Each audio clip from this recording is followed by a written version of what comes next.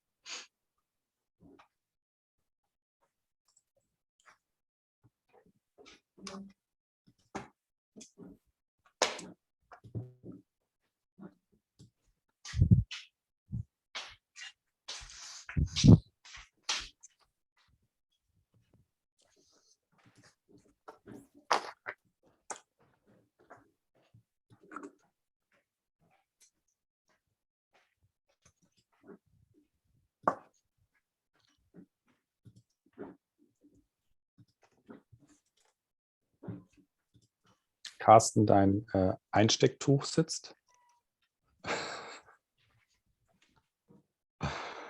Sehr gut. Alles richtig. Top.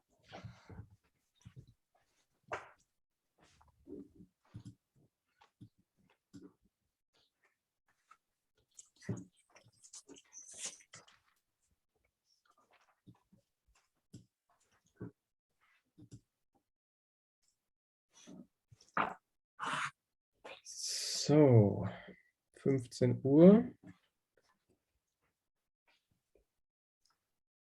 Ila is missing, so let's give her another minute. Jill, are you in touch with her? Is she about to dial in?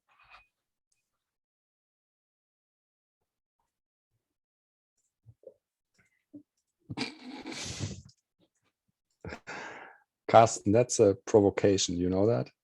Absolutely. And I had to look deep into the shelf to find this one.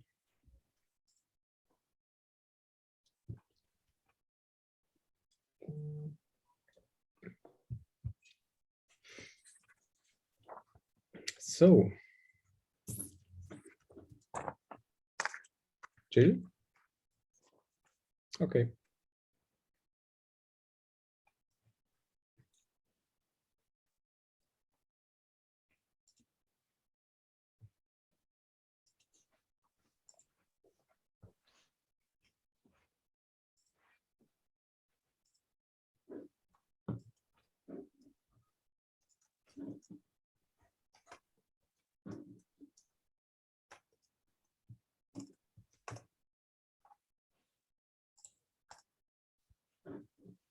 All right.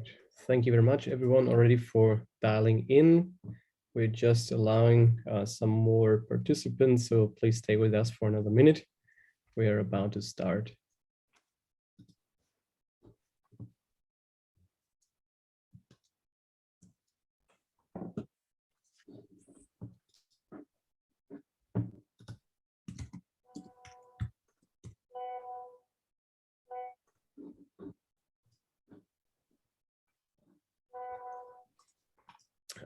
Okay, moderation says we shall.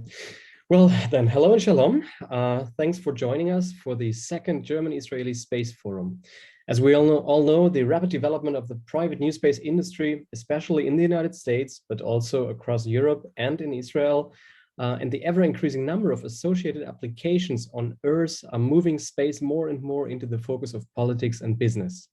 And for decades, the space industry has been one of the most influential drivers of innovation in many other areas, such as materials, climate research, the use of renewable energies, and many other things. And by its own nature, it tends to question the status quo and find new solutions to new challenges.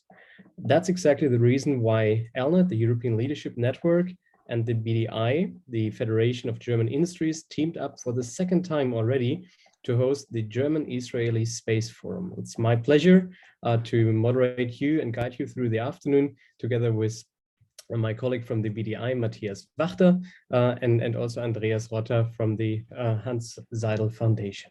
So without further ado, Matthias, the floor is yours. Let's go where no man has gone before. Thank you very much, Carsten. Hello and shalom.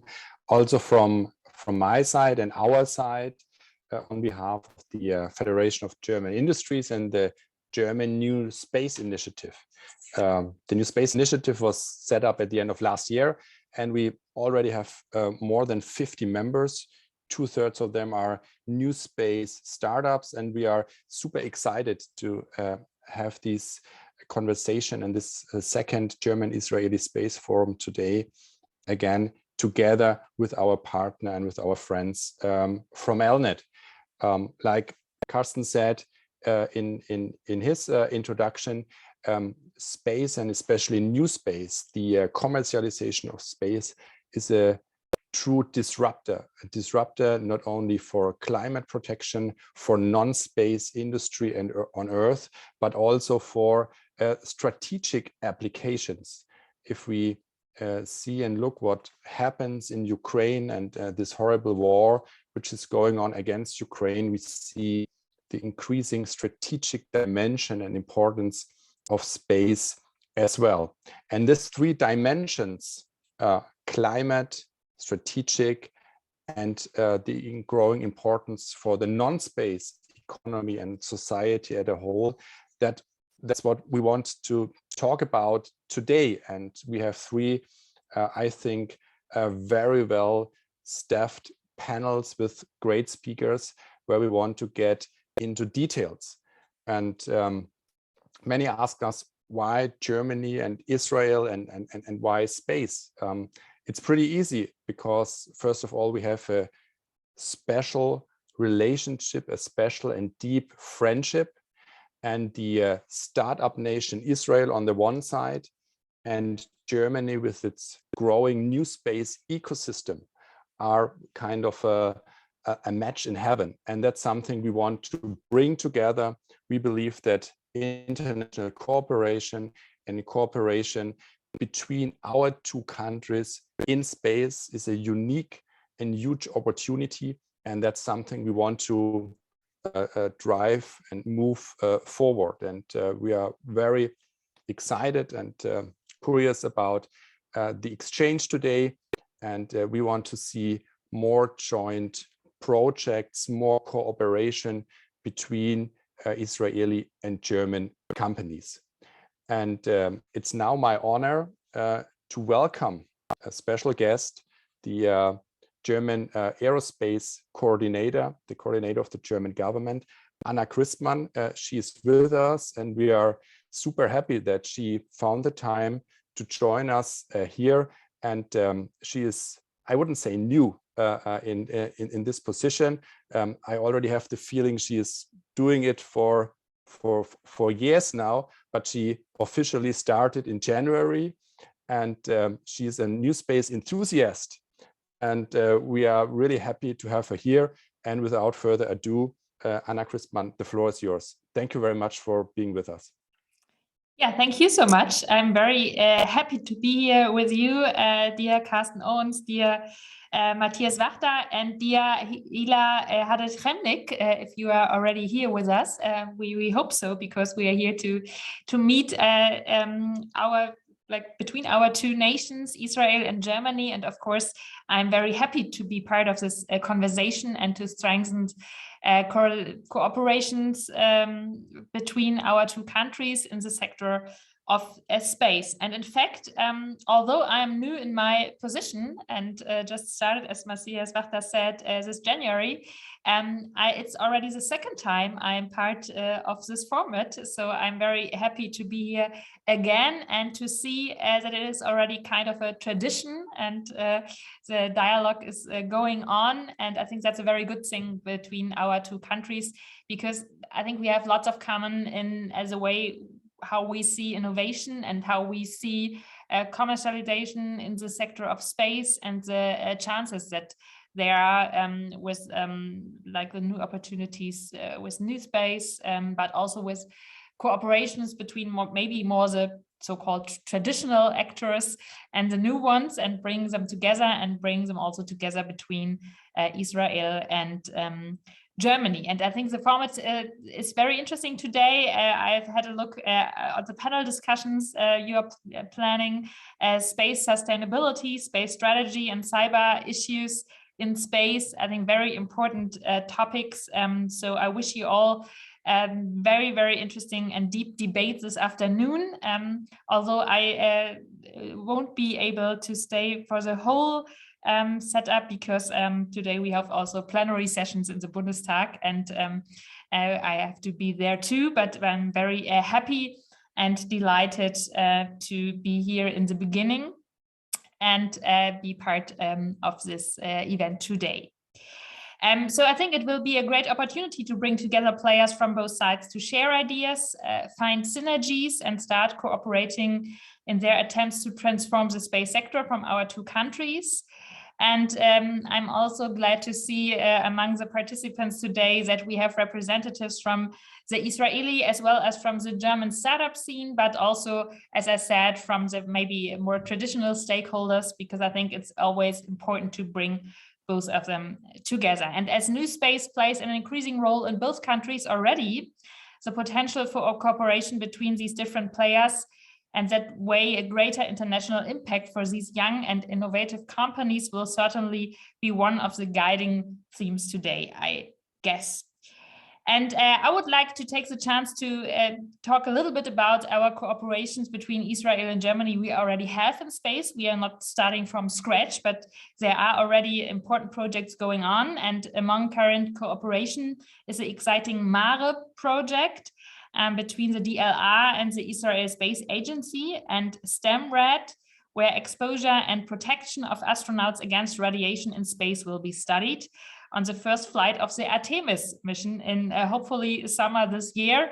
I'm sure you all follow very closely the progress of the Artemis mission, and I think it's very exciting that we have there these two prototypes like of human beings going with it, and to see how orbit like affects them on this mission.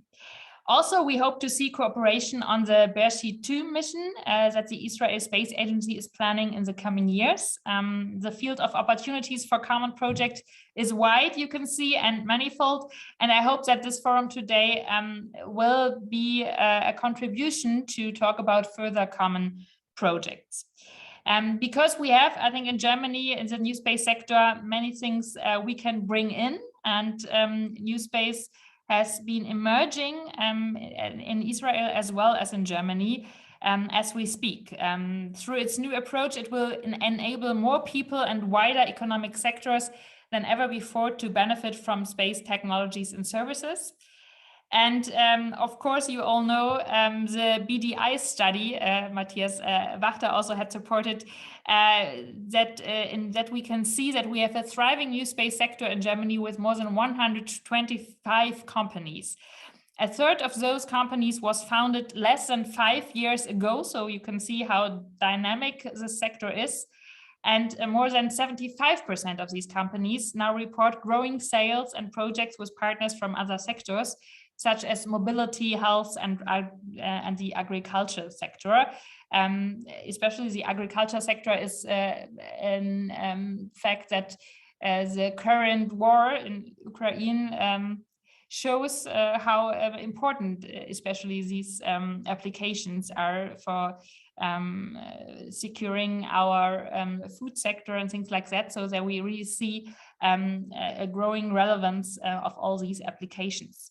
And NewSpace offers a chance of a transition of exclusive and costly space-based technology and services for a few, mostly governmental institutions, to a commodity for the population and a large number of industry. And I think especially in who uses the data coming from satellites, coming from space, is still an issue that we could try to increase the usage of these data. And their international cooperations, I think, are very important to really get more access to the data, and it needs expertise, and it needs also funding to bring more actors to be able to use the data that satellites can provide.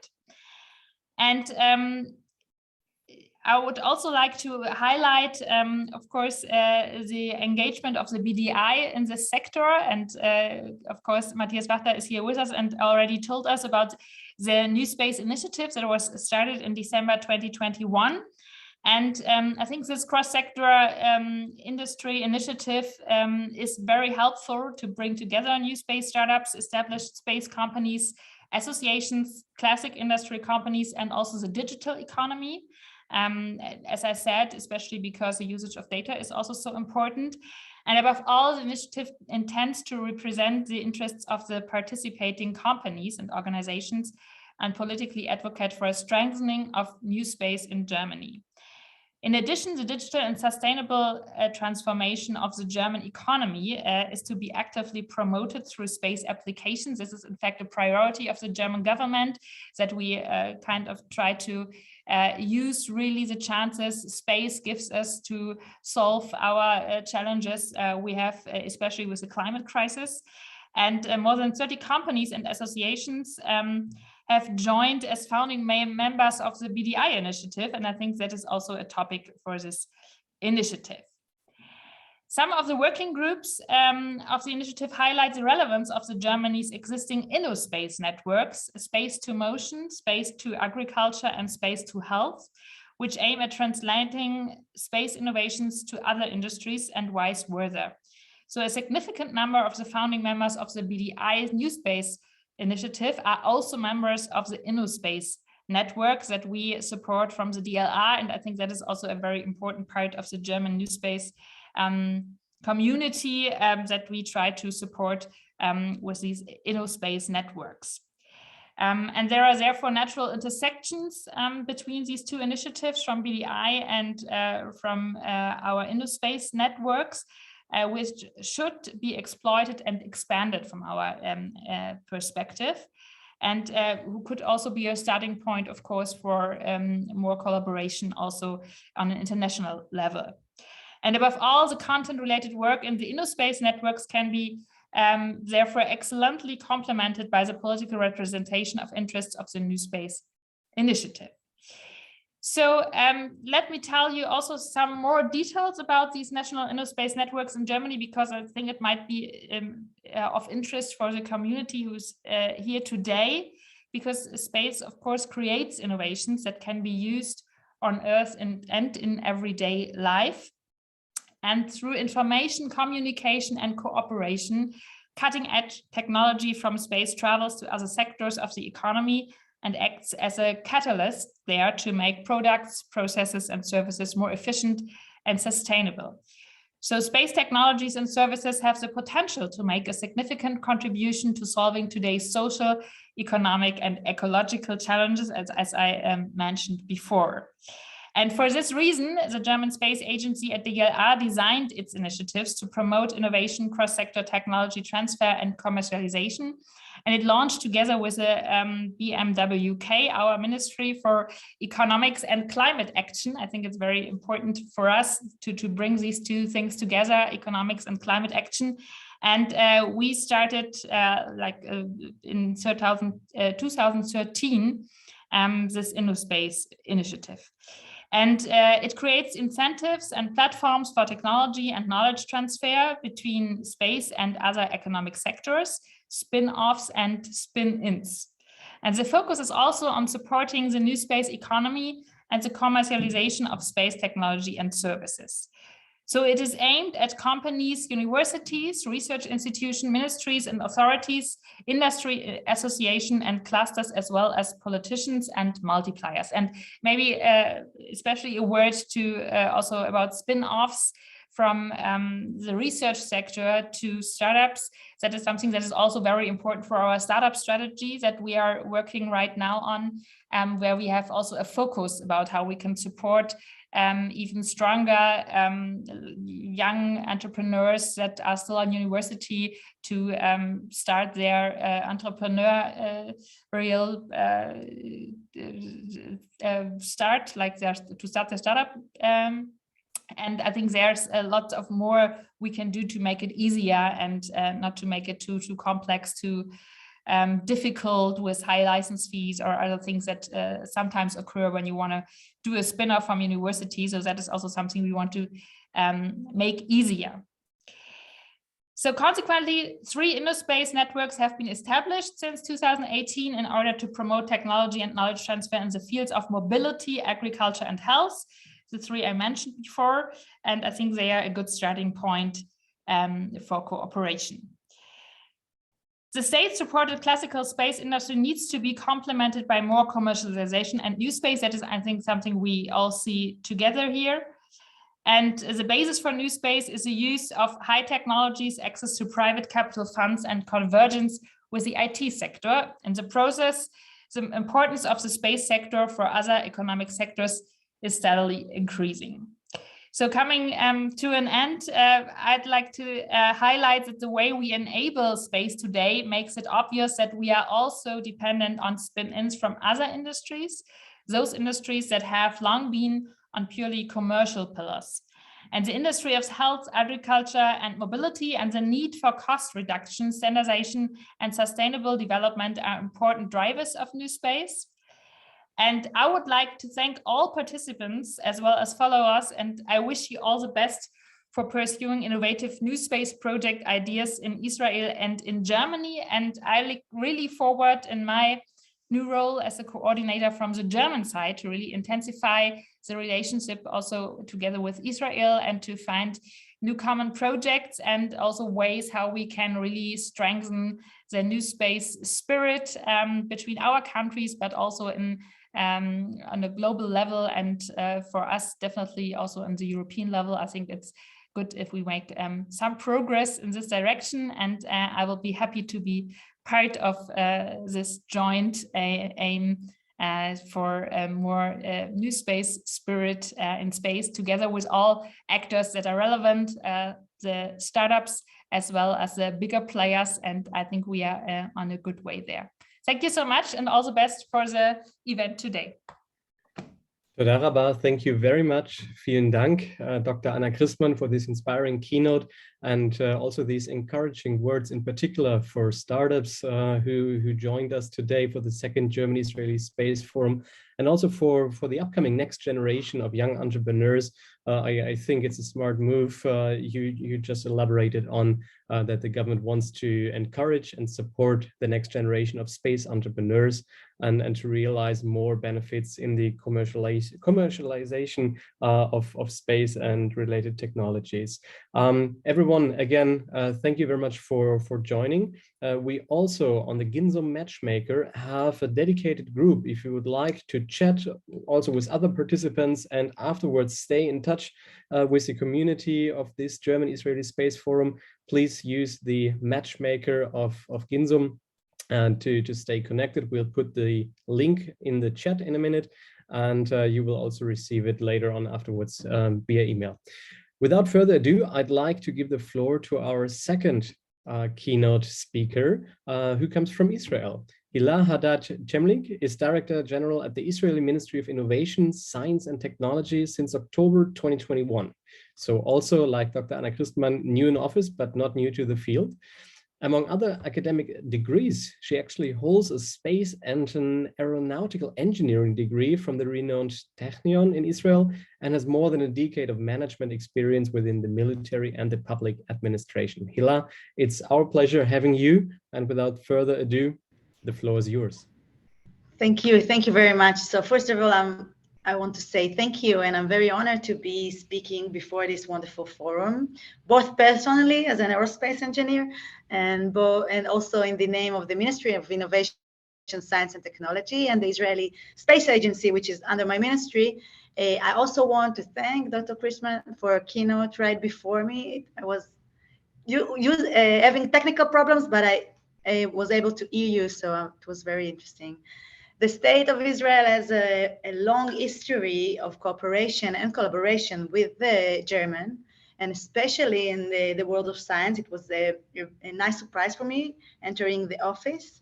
It's happening primarily because of the GIF Foundation, the German Israel Foundation, which has also led along the way to several Nobel Prizes. And I'm trying these days to understand how we can use this great platform in collaborating in other aspects, and space is one of them. This year, we plan to set up and launch a strategic plan for the Israeli Space Agency. I should say that Israel, in the last 30 years of space, dealing with space, was focused mainly on the defense side of space, and we are now thinking that the goal is to jumpstart the Israeli civilian space industry, talking about a new space, and set it up for a leading role in the Israeli tech ecosystem and in the worldwide space ecosystem. And now that we have a strategic plan and we understand what we want to do, we are growing. We have a few keys for in order to succeed in taking this plan to a way. We will be capitalize the strong connection like we have in Germany and like we have with other countries in space area and in others area, in order to do a very strong collaboration, an international collaboration, because we understand that in order to succeed in space, it's a key to do it. You cannot do it without international collaboration. So I will try to put up my my PowerPoint, and I hope I will go for it fast, because I'm sure that all of you are well known with space. And after that, we have a question, so I'll be happy to answer all of your questions. So I will share my screen. Oh, can I share it, or?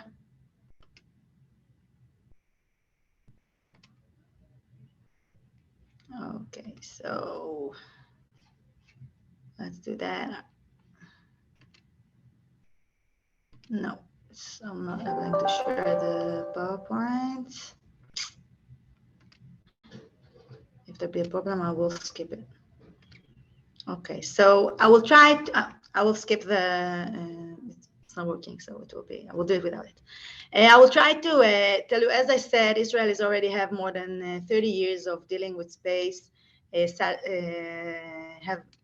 have an Israeli satellites. We are launching it by ourselves. And the main point that Israel is the only country which launching satellites to the east instead of the west, to the west instead of the east, because we have our neighborhood here. So we have a lot of abilities that are now becoming very, very important, talking about NewSpace. Because if NewSpace is about small satellites, very cheap satellites, you know, in regard other satellites around the world, we are very good at it. And we have a lot of assets that we are now working hard to take it out of the defense ecosystem into the civil ecosystem, because we want the civil tech ecosystem in Israel will take these abilities and bring it into the other fields that now very interesting in Israel and in around the globe, like the climate change challenge that we need all of us together to deal with, and to understand how we do better to this planet. So we will need to have more Earth observations. We need to do it more accurately. We need to do it in more hyperspectral sensors in order to understand it deeper, and to understand and to have more tools in our toolkit in order to deal with the climate change, to mitigate it, and to try to make it happen slower. This is the first step. So the connection between climate and space is one of the major connections that we do, and we think that in our strategic plan, we are planning to build a satellite which have a hyperspectralic sensor. We will be mainly focused in giving us data to understand how to deal with the climate change.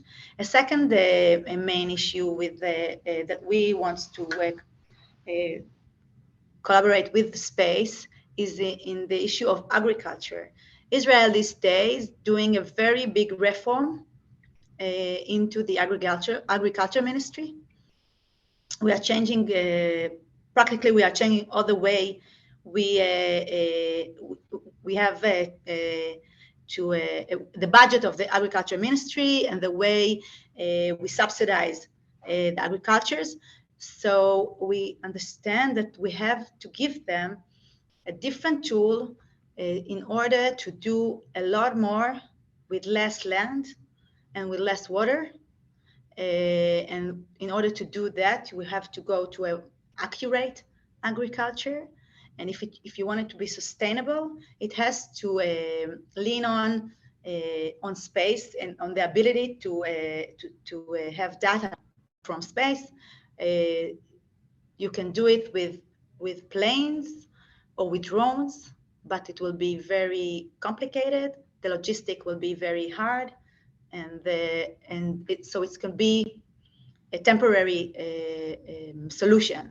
But in order to make it a sustainable solution, it has to be depending on space observation and Earth observation from space. And speaking now about little satellites, cheap satellites that you can use it on the way you need it. And if you understand now that you need something, and you will understand in 3 years from now that you need something else, having said that, it's cheap enough, and it's easy to get the access to space using all the private company which are doing launches like SpaceX, Amazon. We understand that you can rely on space observation in your different solution for agriculture, let's say. So one of the major issues of the strategic plan is to collaborate with other ministries to let them understand what space has to offer them. A lot of the other ministries or the other tech divisions doesn't understand what the ability of space has to their area. How can it help them? And the Israel Space Agency doing a lot of work, like a roadshow, to let them understand what can you get using space abilities and space observations. And we believe in it, and we believe that we can make a lot of joint ventures with my other colleagues. So this is one of our aims in the strategic plan. The other aim is to, as I said, to make the space sector a major pillar in our high-tech ecosystem in Israel, which we wanted to grow.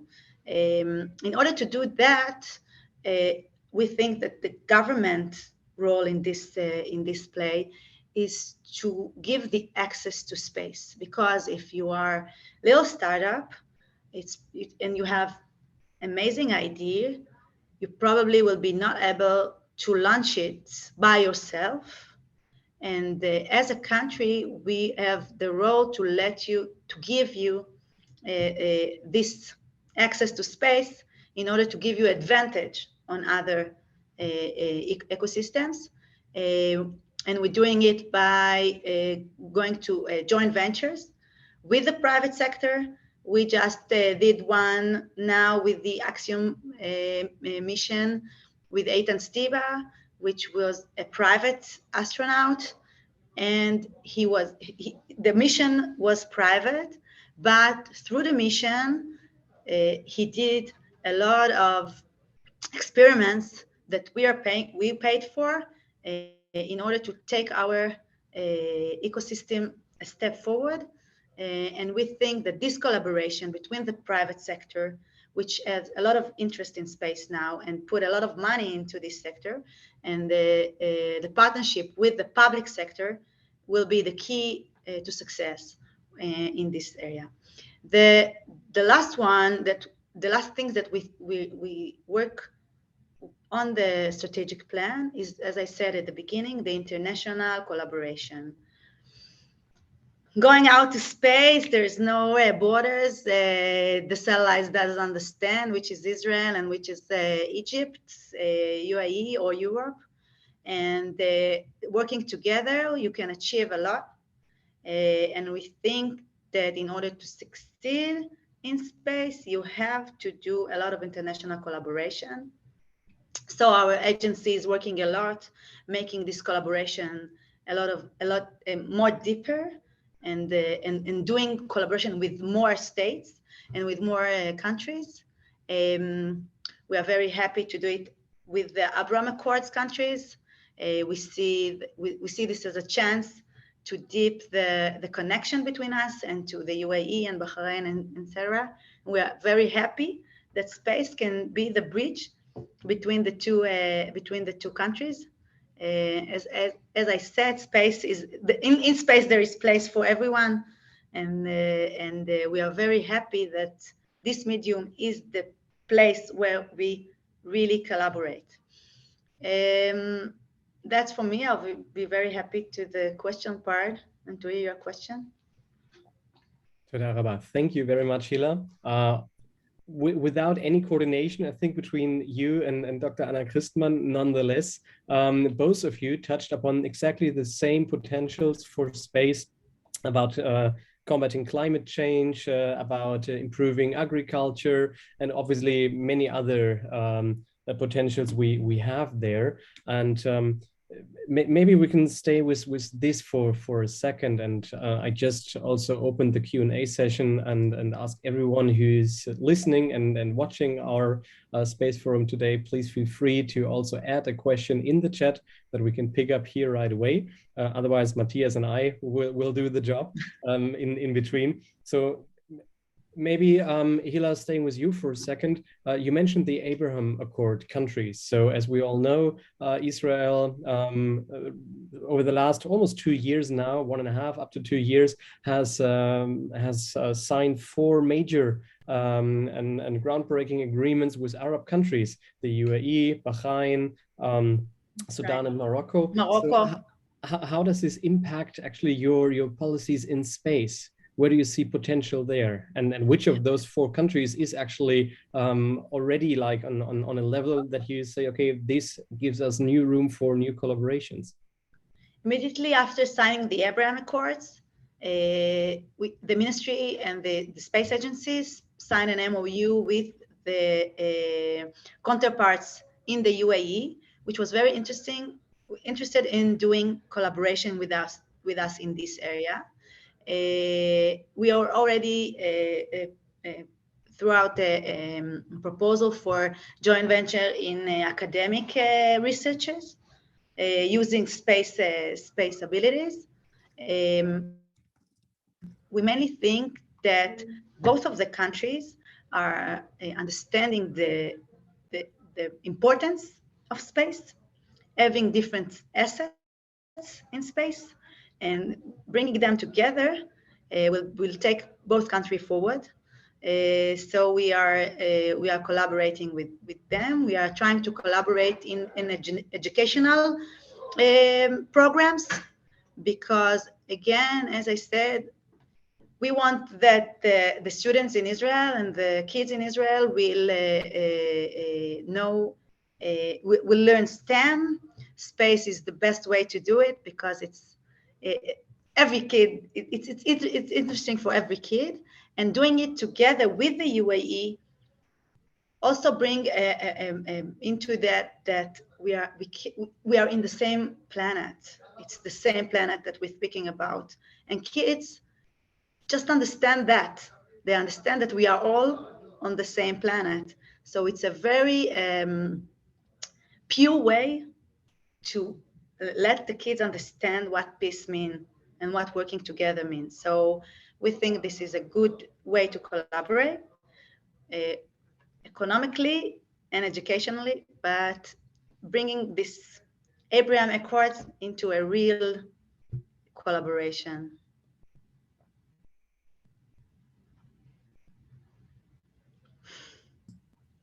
Matthias, you want to take it from here? Just a brief question from my side to Dr. Anna Christmann. Hila said the government's role should be to enable companies and startups access to space. Could that be something for Germany and the upcoming German space strategy as well? Yeah, I think it's already part of the German space strategy, so to say, because we are doing it already, I'd say. I mean, we had this really successful micro launcher competition where we have like real access to space via new forms of launchers that we try to push, and that are now quite successful so far in developing their startups. We have 3 German startups, as most of you know, that are developing micro launchers right now, and that could be, I think, an important part of providing access to space via new forms of launches for small satellites. And I think a second very important part is to make it easier to build satellites and less expensive. And that is why we invest right now in this small satellite initiative from the public side. That means we would like to push like satellite platforms that are easy to reproducible and like for industrialization of satellite production, so to say. And I think that is also an important part of giving easier access to space, to make it less expensive and to make it easier to produce satellites in a more industrial way. So these are 2 aspects where we are already working on that. And I think it's right, I would share that it is part of how the state can encourage new space activities. Cool. Thank you very much. Very well. Thinking about potentials of collaboration between Germany and Israel, among other things, something ELNET deals with for many years, and we are really happy to now work on this together, also with the BDI when it comes to space. Last year, I remember, and I'm not sure if it was on the panel you attended, Dr. Christmann, or if it was the other panel, but there was this idea of actually creating a joint program, a German-Israeli satellite, and it builds very much, or the other way around, on what you said earlier, Dr. Christmann, as you questioned, okay, who can actually use the data we get from space for research, for development of new programs? So how about this idea, Germany and Israel building or actually working on a joint satellite program for a research satellite, which data could then be used for universities or other institutions, maybe in collaboration with GIF that you mentioned earlier, Hila. Wouldn't that be a good idea? I think it's a great one. Okay, from my side. Of course, and I mean, maybe I just realized that we are similar also in our plannings around hyperspectral satellites, because I mean, we just had the start of our hyperspectral climate satellite NMAP in April, so it has already launched and started its work in the orbit. You are planning a similar project, as I realized, so I think there are many issues and projects that would be in both of our interests. And of course, it's always good to find projects where you can collaborate. I learned that in the public sector, you should use what's already working. The GIF is a good foundation to collaborating between these two countries. It's a strong collaboration. These days, I think I will be in Berlin in June or July. In order you change your members there also, and we are about to speak of how we see the GIF future, and I think this should be one of the aspects of how we do, how we use this system to do more collaboration. Space can probably be one of them, and other areas of science. But I think, as I said, that any international collaboration in space is more than welcome. There is always things to do together regarding space, because Israel is such a small dot in the map. So almost every satellite that we have will have a lot of data, not just on Israel, and the minority will be from Israel. So we are more than welcome any idea of collaboration. Wonderful. Thank you so much, both of you. I'll make sure that also the GIF, which is for those of you who are not familiar with the organization, is the German-Israeli Foundation for Scientific Research and Development, that Eric Zimmerman will hear about this idea. We meet frequently and collaborate on several issues. So I'll make sure that we will follow up on this. I think it's quite inspiring and exciting to really work on this program. Matthias. Thank you very much, Carsten. I think looking at the time, it's time to jump to our first panel. And I would like to once again, on behalf of ELNET and the German NewSpace Initiative, say thank you to Hila and Dr. Anna Christmann. It was a great honor having both of you here and having the opportunity to talk about innovation, cooperation, NewSpace. And I think, of course, it has a strategic dimension, it has a business dimension, but it also has a personal dimension. And what we would like to see is young people from Israel and Germany working together, thriving for a joint goal. And I think that would really something that would excite people, excite our countries. And so we would like to see more cooperation on the private sector side, but also on the government side. And if we could, help to launch that today a bit, I think the second German-Israeli Space Forum was already a very big success. So once again, thank you to both of you, and hope to see you soon again. Thank you for having us here. Have a good afternoon. Thank you. Bye-bye. And now I have the honor to jump to our first panel about climate and sustainability. Ila mentioned in her keynote that climate and space are two major, there's a major connection between climate and space. And I would like to introduce our panelists for today and for the first panel. First, I would like to welcome Aravind, I hope I pronounced the last name correct, Ravichandran. I did my best. He's the Director of Strategy at Tomorrowio. Then I would like to welcome Christina Nikolaus. She's the co-founder and CEO of Okapi Orbits. Christina, it's great having you here. And last but not least, we are super happy that Niklas Ninas, a member of the European Parliament and a spokesperson for space for the Green Group in the European Parliament, is with us again because he also participated last year at the first German-Israeli Space Forum. So it's great having all of you here.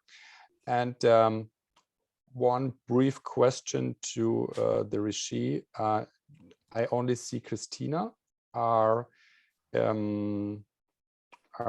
Niklas and Aravind also with us? I'm here, but I can't start the camera. I don't know why. There's no panel for it or something. Okay, so now we see you. Here you are. Aravind is okay. No, Aravind is here, but we don't see Niklas, right? Can we anyhow help you, Niklas, to make you visible? I think the regie has to make me introduce me or give me the right to send my video. There we go. Okay. Okay.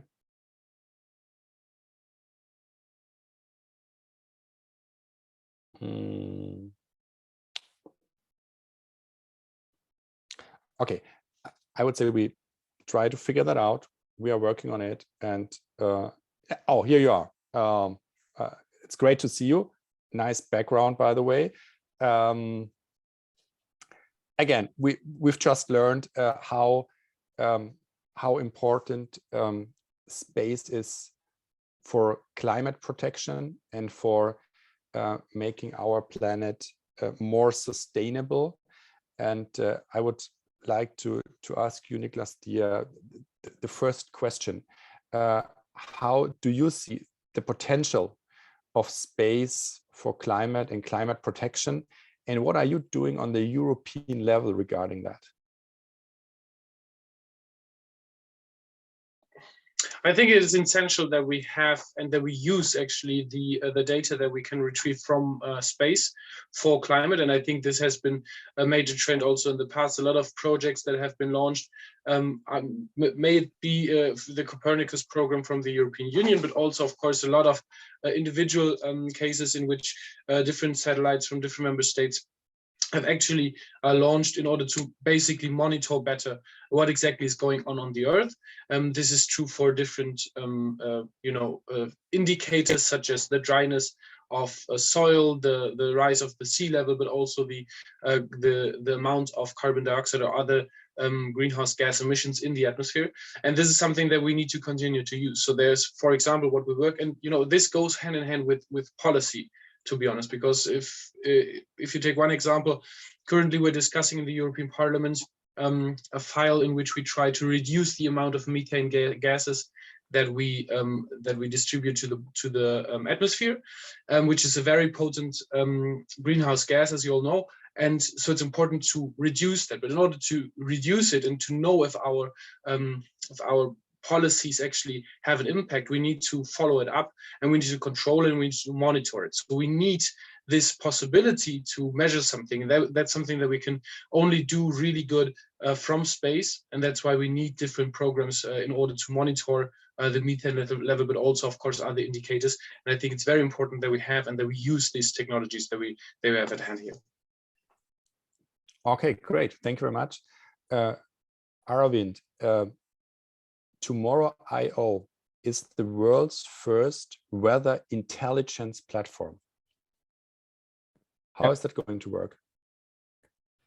Well, to start with, weather intelligence, let's define that, right? So we all used to weather forecast every day, seeing that on our mobile phones, seeing that on TV. So weather is something that's part of our daily life. So that's weather forecasting. So what Tomorrowio is building and what our platform does is it provides weather intelligence, which is powered by space. Of course, 80% of data that's used for weather forecasts comes from space, right? So weather intelligence is basically converting weather forecasts, which is a data point, into an information that an individual or a company or a government can make sense of, which is very important, right? Because if wind coming from the northeast at 100 km/h does not mean anything, right? If you're a construction company, or there is a 20% possibility of extreme flooding event, does not mean anything if you're a local city council.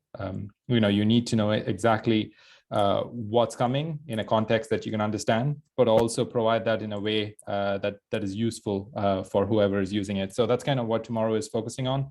That's our software side, and we are a vertically integrated company, which means that we are collecting the data. We're going to be launching satellites starting end of this year, the world's first commercial multi-sensor constellation, which is a combination of active radar and sounder satellites. We'll be launching that starting this year, which is going to power weather intelligence for everyone everywhere, which is not the case today. And given the era of climate change that we're living in, that's something that we believe that we need to work on, and that's what we took on as a challenge to work on. Okay, great. Aaron, thank you very much. Christina, we've heard from Anna Christmann that small satellites produce more and more data which opens up new business opportunities and new applications. But what about all these increasing numbers of satellites up there? Is that good? Are there challenges, and how are you dealing with that, or what is Okapi doing regarding that? Yeah, so first of all, I think it's a great opportunity for us that we have more assets in space, which can help us to monitor floodings, weather, and all this use case, which are important for the sustainability of our Earth. But especially in the last decade, we have seen that with the new space era, where we see more and more commercial small satellites being launched and more to be, which are announced to launch, that we are facing a more and more crowded environment there. And we, on the other side, have leftovers from the decades of space where we used it. So rockets, the upper stages, all satellites, which endangered these assets, which are so crucial for our sustainability. And we at Okapi have faced this issue and developed the space traffic management software, which basically maps all objects in space and sets them into a relation to a space-based object, which might be a satellite or a rocket, and analyze potential collisions between them. Because what's crucial about our sustainability in orbit is that once something collides, this has a crucial effect, the so-called Kessler syndrome, where we have an increasing number of objects that collide with each other and emit this debris clouds. And we give a tool to preserve the orbits and to keep this crucial infrastructure for tomorrow's generations with our software solution. Super interesting and exciting. Thank you very much. Niklas, talking a little bit more about space debris.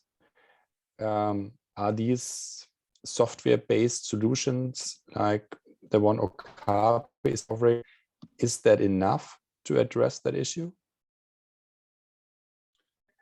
So first of all, thank you very much for bringing us together, by the way, but also for doing this very important job, because I think it's good to see that that it's not just the institution, but really everybody in the sector is thinking about this big problem that we have with sustainability in space, which is something that I think we have to also explain a little bit to people who are not know so much about the space sector. But basically, there's this huge discussion also about sustainability, even though we don't have climate change in space. But we have a bigger problem with all this debris, and I think it's good that there's already private proposals to monitor the or have a space traffic management there. But I think this can only be an additional offer, and I think we need to see that this is a task that is necessary to be overdone by basically everybody. I think it is a necessity to do on the world stage, to be very honest, because if we do not get this under control, and if we don't solve the problem of too much space debris, we will lose access to space for the whole world. So I think it's a problem to solve by the whole world. But the one part is the space traffic management. The other, even more difficult part, of course, is the removal of the debris, and that's something that definitely the world community should work on. We're now at the moment talking in the European Union about having our own space traffic management. That's at least something that the Commission proposed, or at least said that it's needed to have. And we will now reply to that with a plenary resolution that we will vote on in the next Strasbourg sessions in the end of June, or in the middle of June.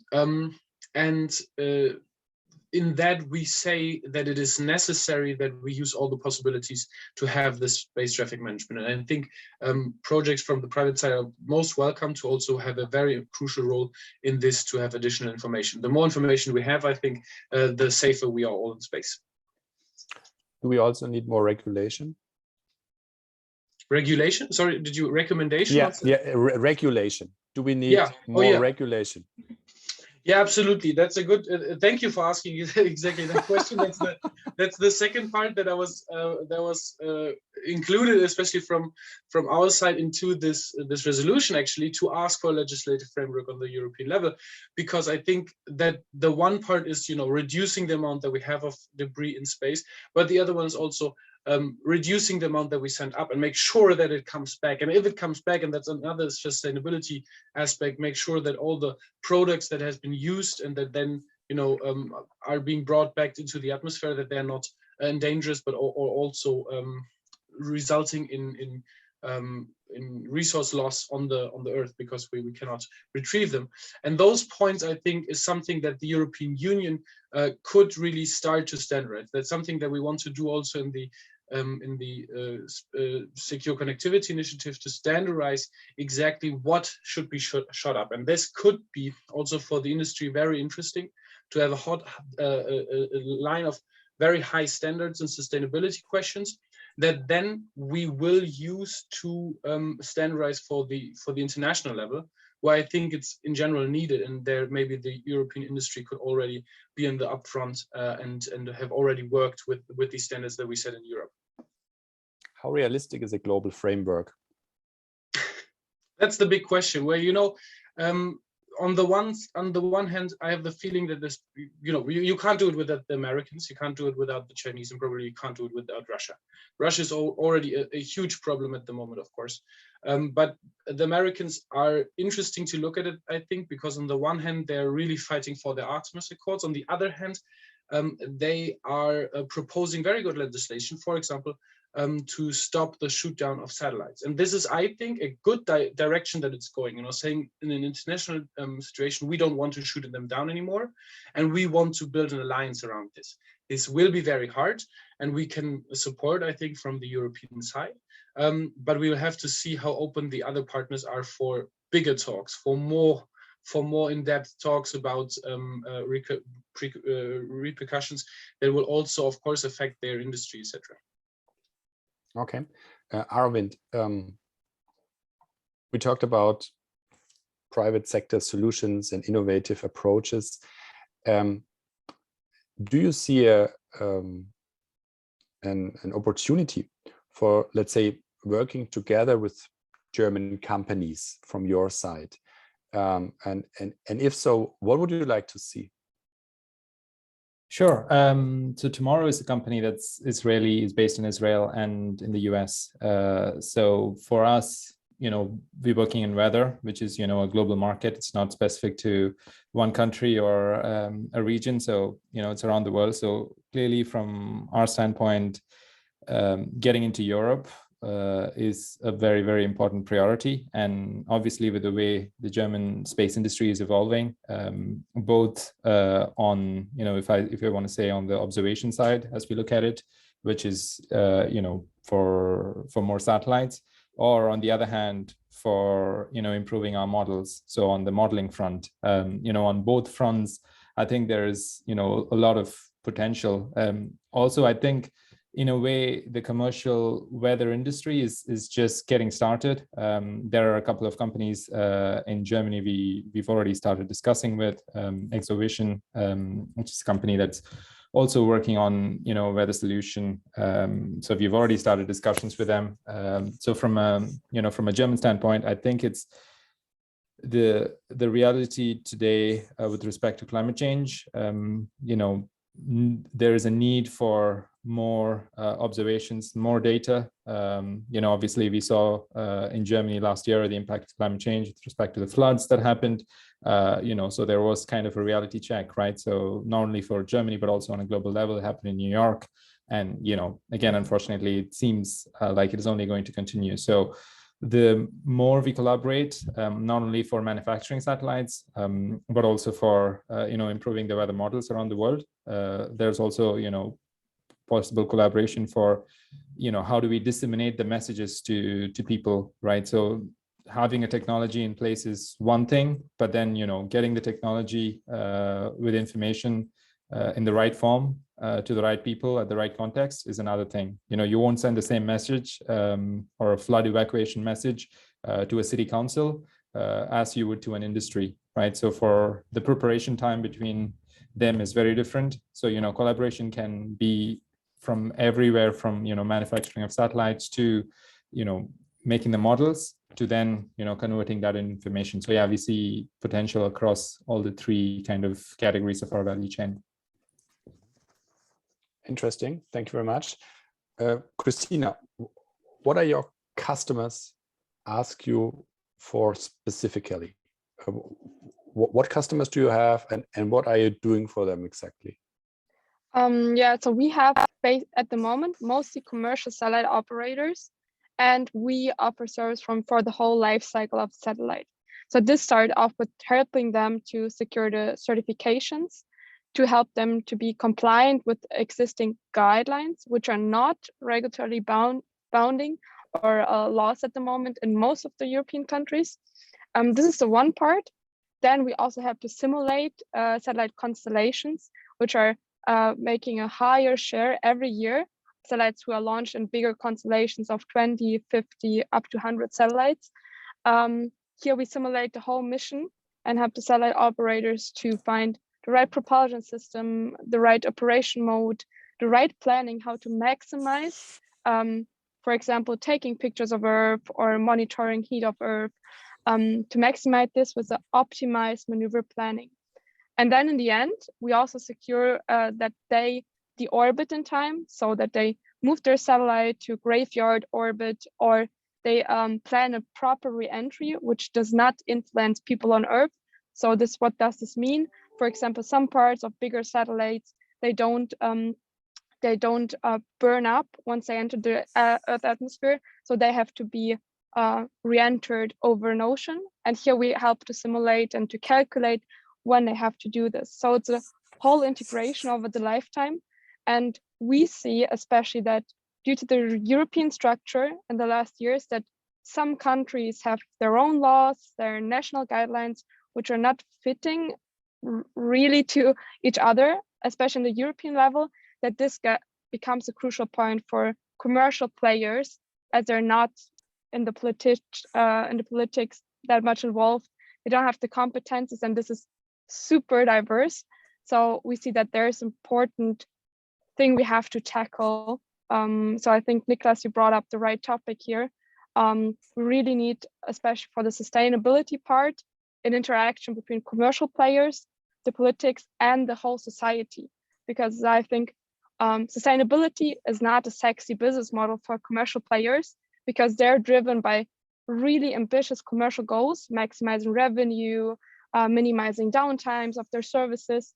And sustainability, this helps employers, so team members, to say, okay, this nice employer, to do something about sustainability, but it's not sexy business-wise. That's why we need to preserve this common good of space. As an infrastructure, we also need a governmental effort, which helps to really leverage and kickstart this commercial industry, which has solutions already there, like Tomorrowio, or as we or other NewSpace companies have. So I think there's three about this topic. What would you like to see, Christina, the government and the European Commission or the European Union to do? Do they need to do more?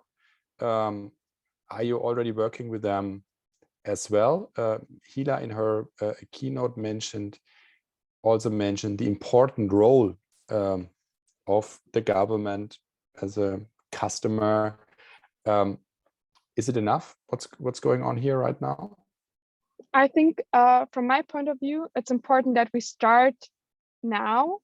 And as I believe a European solution is very hard to achieve, I think it's more about certain countries taking a leadership role here and saying, okay, we have something binding, we set a best practice, an example, and then we can take other countries with us to talk about, then when we have a couple of best practices or use cases, to find the best solution which fits everyone.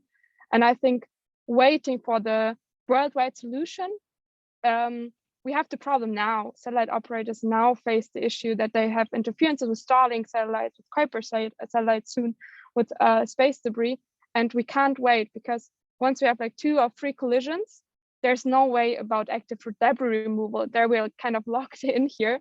So I think it's really about the timing, and I would love to see that countries take a leadership role, implement guidelines which help us to preserve this and have a sustainability focus, for example, deorbiting.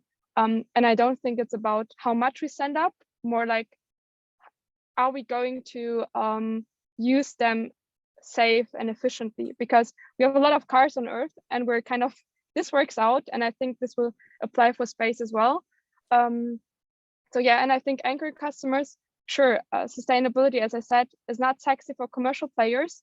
We, for our case, focus strongly on the commercial benefits, but the government has also to take a leading role to implement a common understanding between players. Niklas, does that sound like music in your ears? Leading role for the government and making sustainability sexy?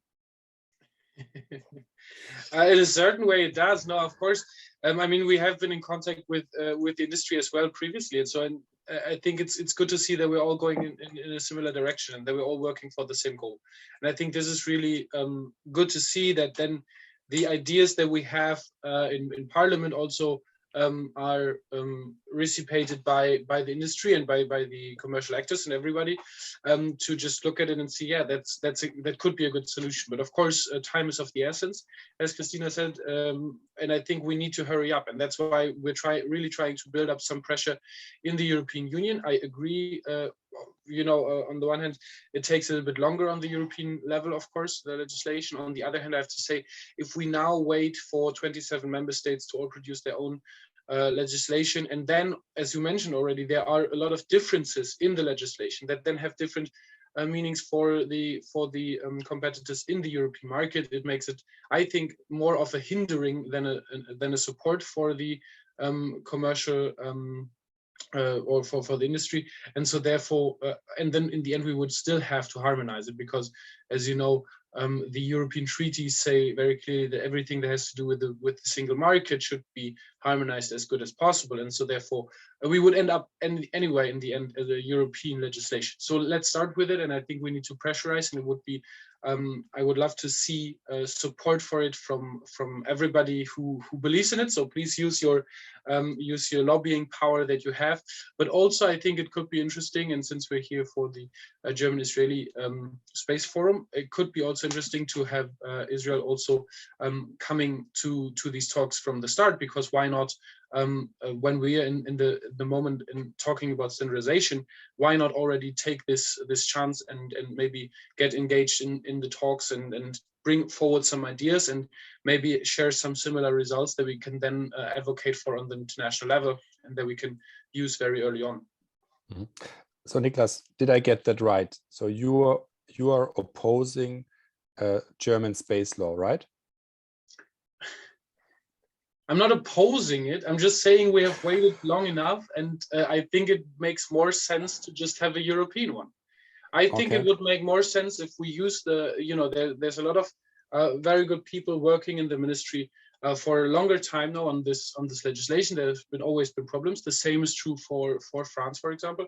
And I think let's shift a little bit and focus more in dialogue, which has been happening anyway between Germany and France, and focus a little bit more on this dialogue together with the Commission, together with the European Parliament and the other member states, to see in which direction we want to go as Europe. And then we could be leading the world in standardization, in question of legislation, and in so much more, and really elevate the industry that we have in Europe and help it grow and help it be world's first. Okay. Aravind, following this discussion about legislation and regulation, what is your Israeli perspective and your perspective as a NewSpace startup company in Israel regarding that? Sure.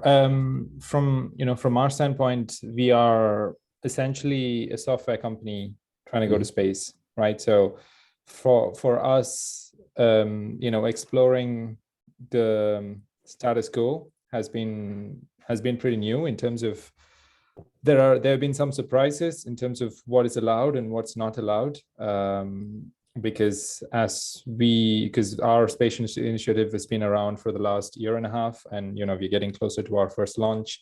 So of course, there have been a few kind of differences in the way how things are in the US and in Israel, because most of our space activity today is in the US. But then when we are looking at it from an Israeli standpoint, there are quite a few things that are possible to do today from from launch, how we can launch, what we can launch, and from a deorbit perspective to also from a propellant perspective. There were a lot of kind of learnings for us from a space debris point of view. But of course, for us, the first objective is to get our first satellite up. So that's been our main focus, but then we are actively looking into, because for us, we are planning to launch a constellation. It's not going to be 1 or 2 satellites, and they're not going to, do the trick in changing weather forecasting around the world. So we are launching a constellation of about 30 satellites, and they're going to be in different orbits,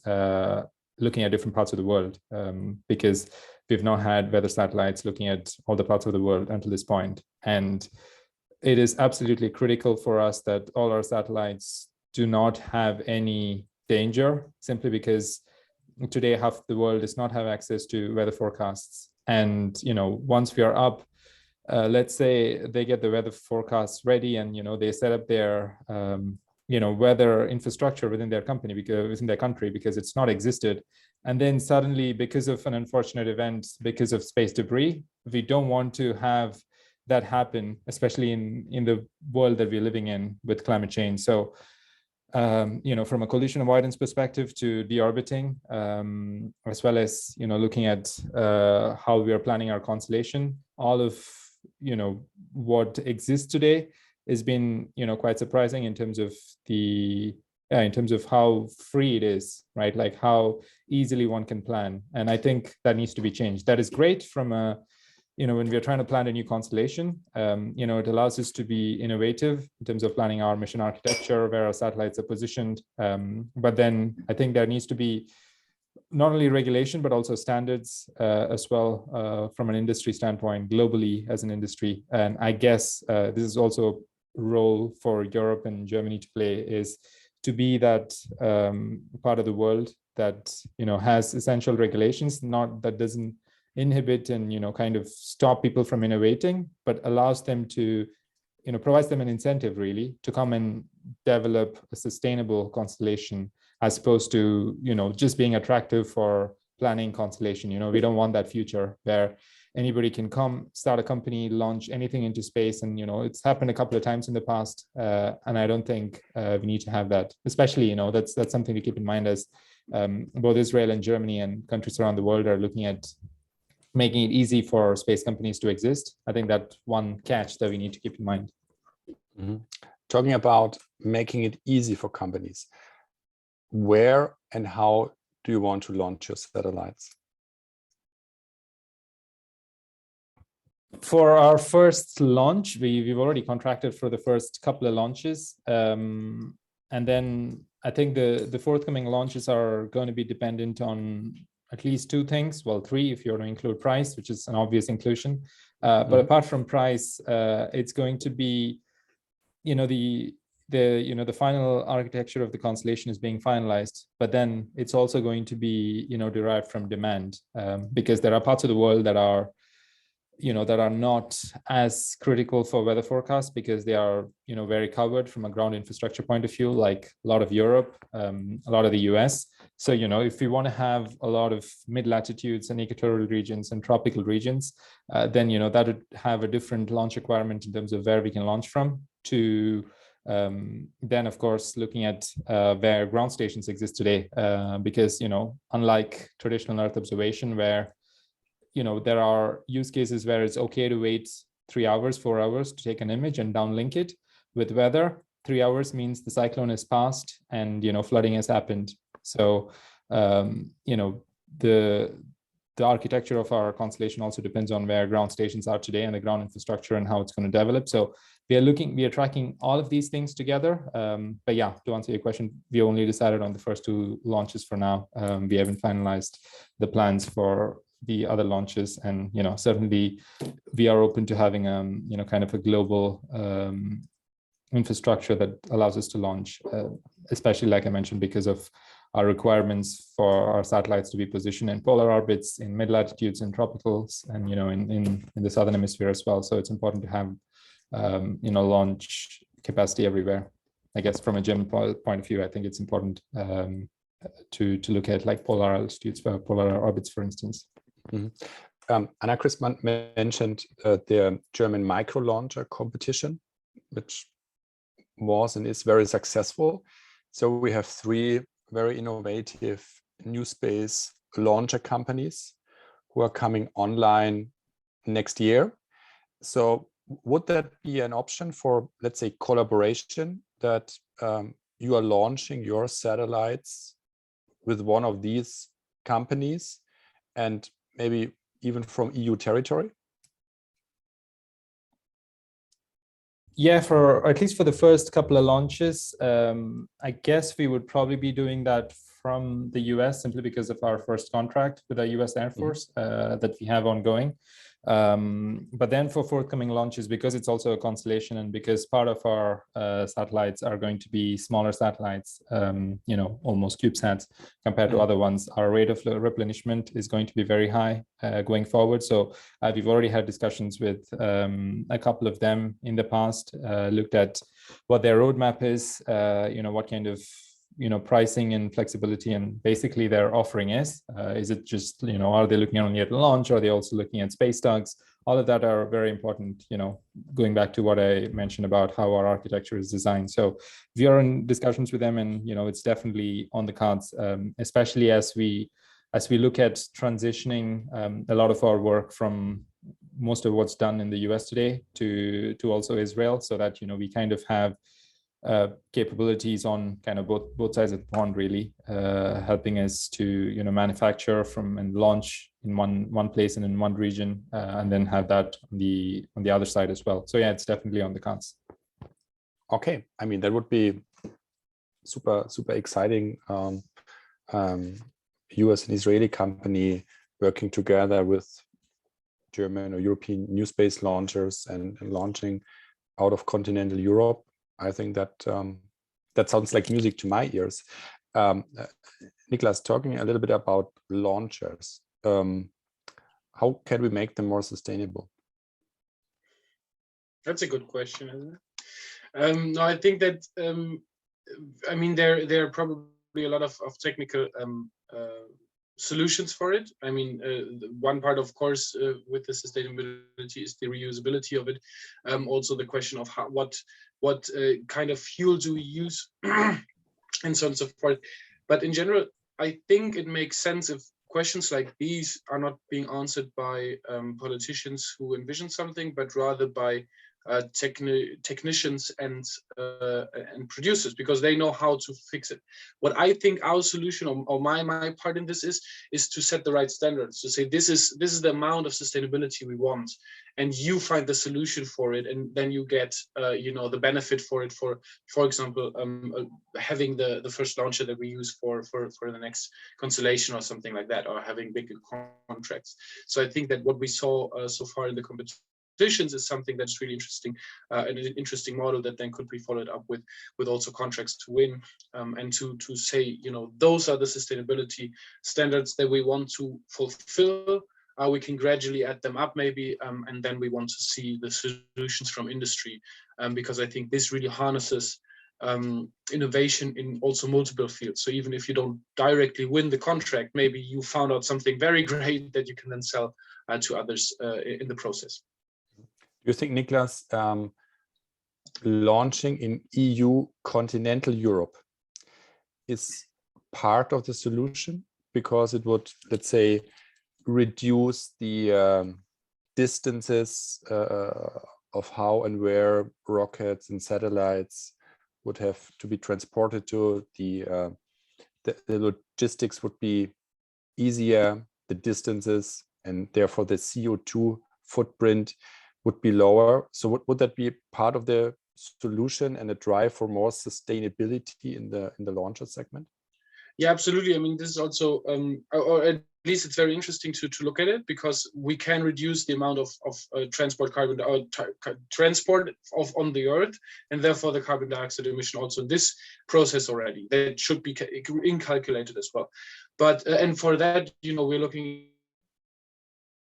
especially for the smaller and micro launches, because they could offer this service. But then it's still the question whether they fit to the part of constellation that we're building, or companies are building at the moment. And the biggest question is still, where would that launching site in continental Europe be? We have some, some starting positions in mind, but none of them are really feasible. Some of them are not in Europe, or are in Europe but not in the EU. And so we also want to protect our citizens. If something goes wrong, we need a lot of space where rockets can fall down if the worst happens, and so that nobody gets hurt and everything. So I think this is a long process in which we should look in every direction, to be honest, because also here I think it's not wise to say we will definitely do this and not look in the other directions, because then we might miss the best solution. And I'm very happy to see that there are different proposals from industry, especially to look and have different solutions, being it starting with an airport, with an airplane, and flying it then later, or starting the rocket later in the air, or using sea-based platforms, or using very remote places. So I think there's a lot of looking at what's possible, and I think we should support it, but not pick a side, at least not at this stage, because at least for me it's not yet feasible which is the best solution. Okay, sounds good. Competition, I think, is needed, and more competition is better. We have 2 or 3 more minutes left, so I would like to ask the audience, are there any questions you would like to ask our 3 great participants on the panel? So if so, put it in the chat. I'm checking.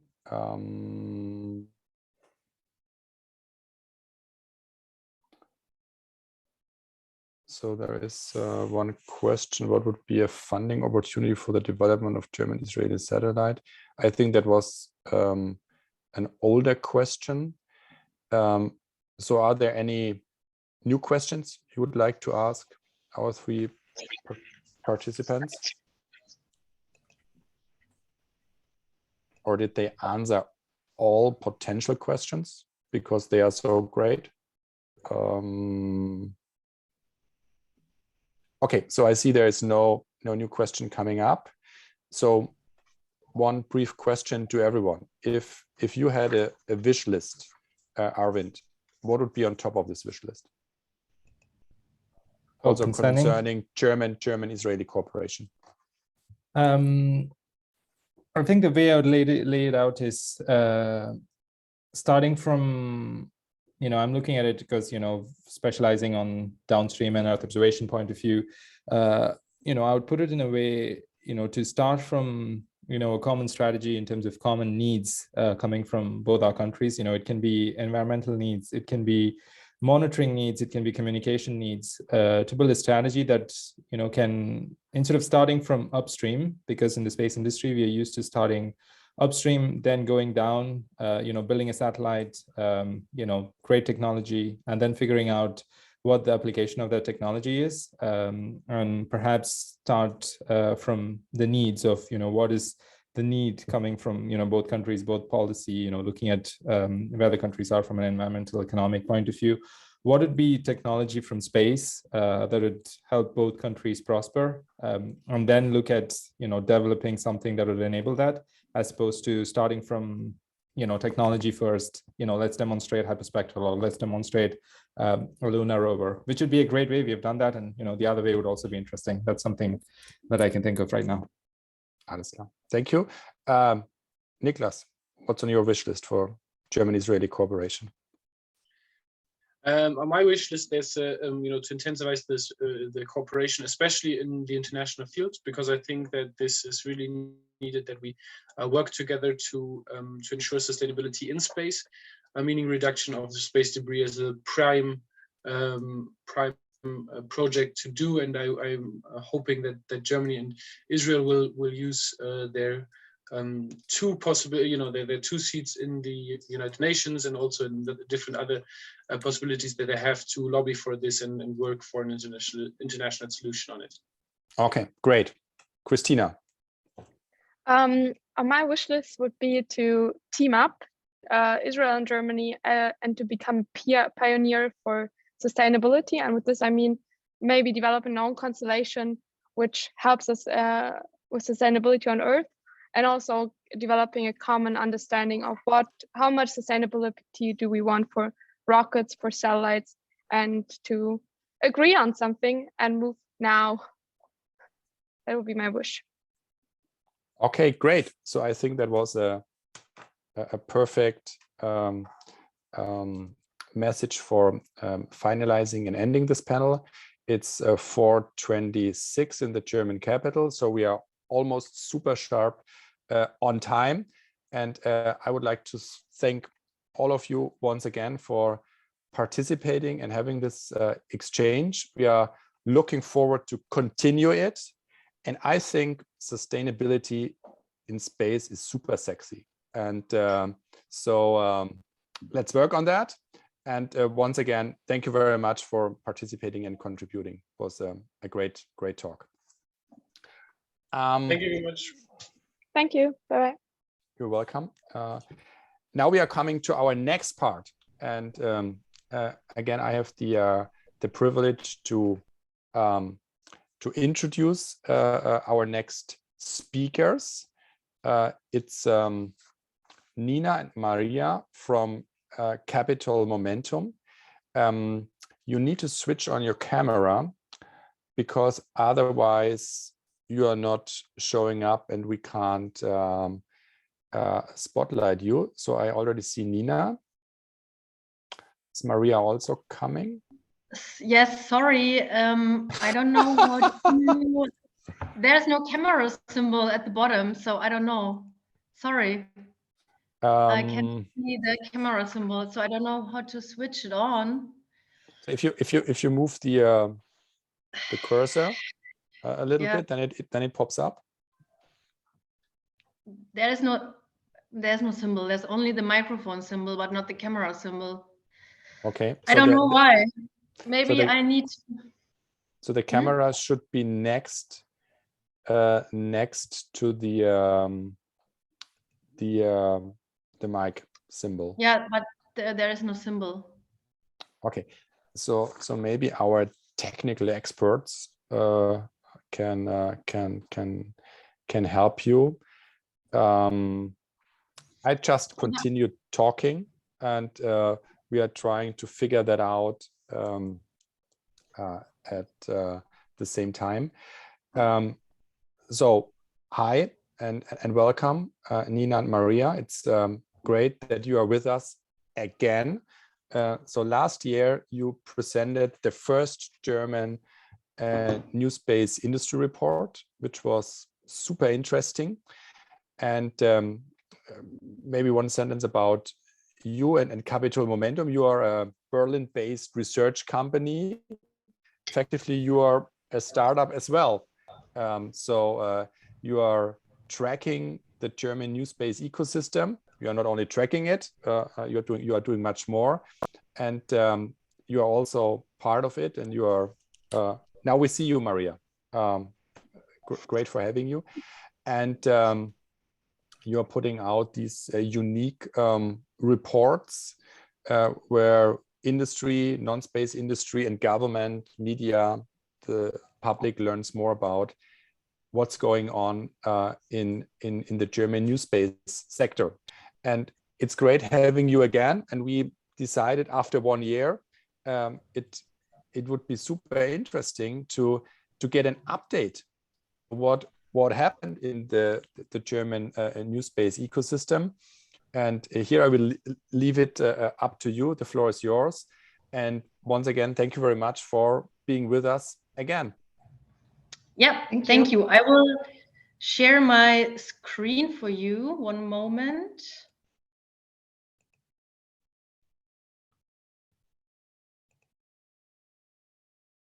Perfect, we see it. So you see the slides, right? Good. Perfect. Yeah. Okay, so yeah, good afternoon. Yeah, sorry. Yeah, good afternoon, everybody. I'm Maria, the co-founder of Capital Momentum. And a few of you will have heard of us already. Thank you for having us again this year.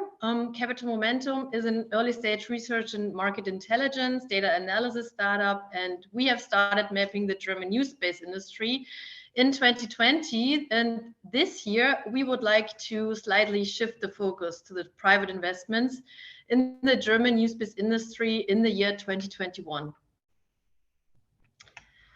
So this is our little agenda for today. So I will give you an update about the German NewSpace industry. I will show you our ecosystem map. I will say some words about the investment overview and the NewSpace investors. And at the end, I will say something about Capital Momentum and our products and services. So for 2021, we extended our scope to 125 German companies, which is an increase of 36% year over year. And of these companies, 59 follow mainly a hardware technology focus, and the business model of 66 companies predominantly involved software. 55% of the businesses operate in the upstream value chain segments. For example, the micro launcher High Impulse, the satellite manufacturer Reflex, or satellite propulsion manufacturer Morpheus.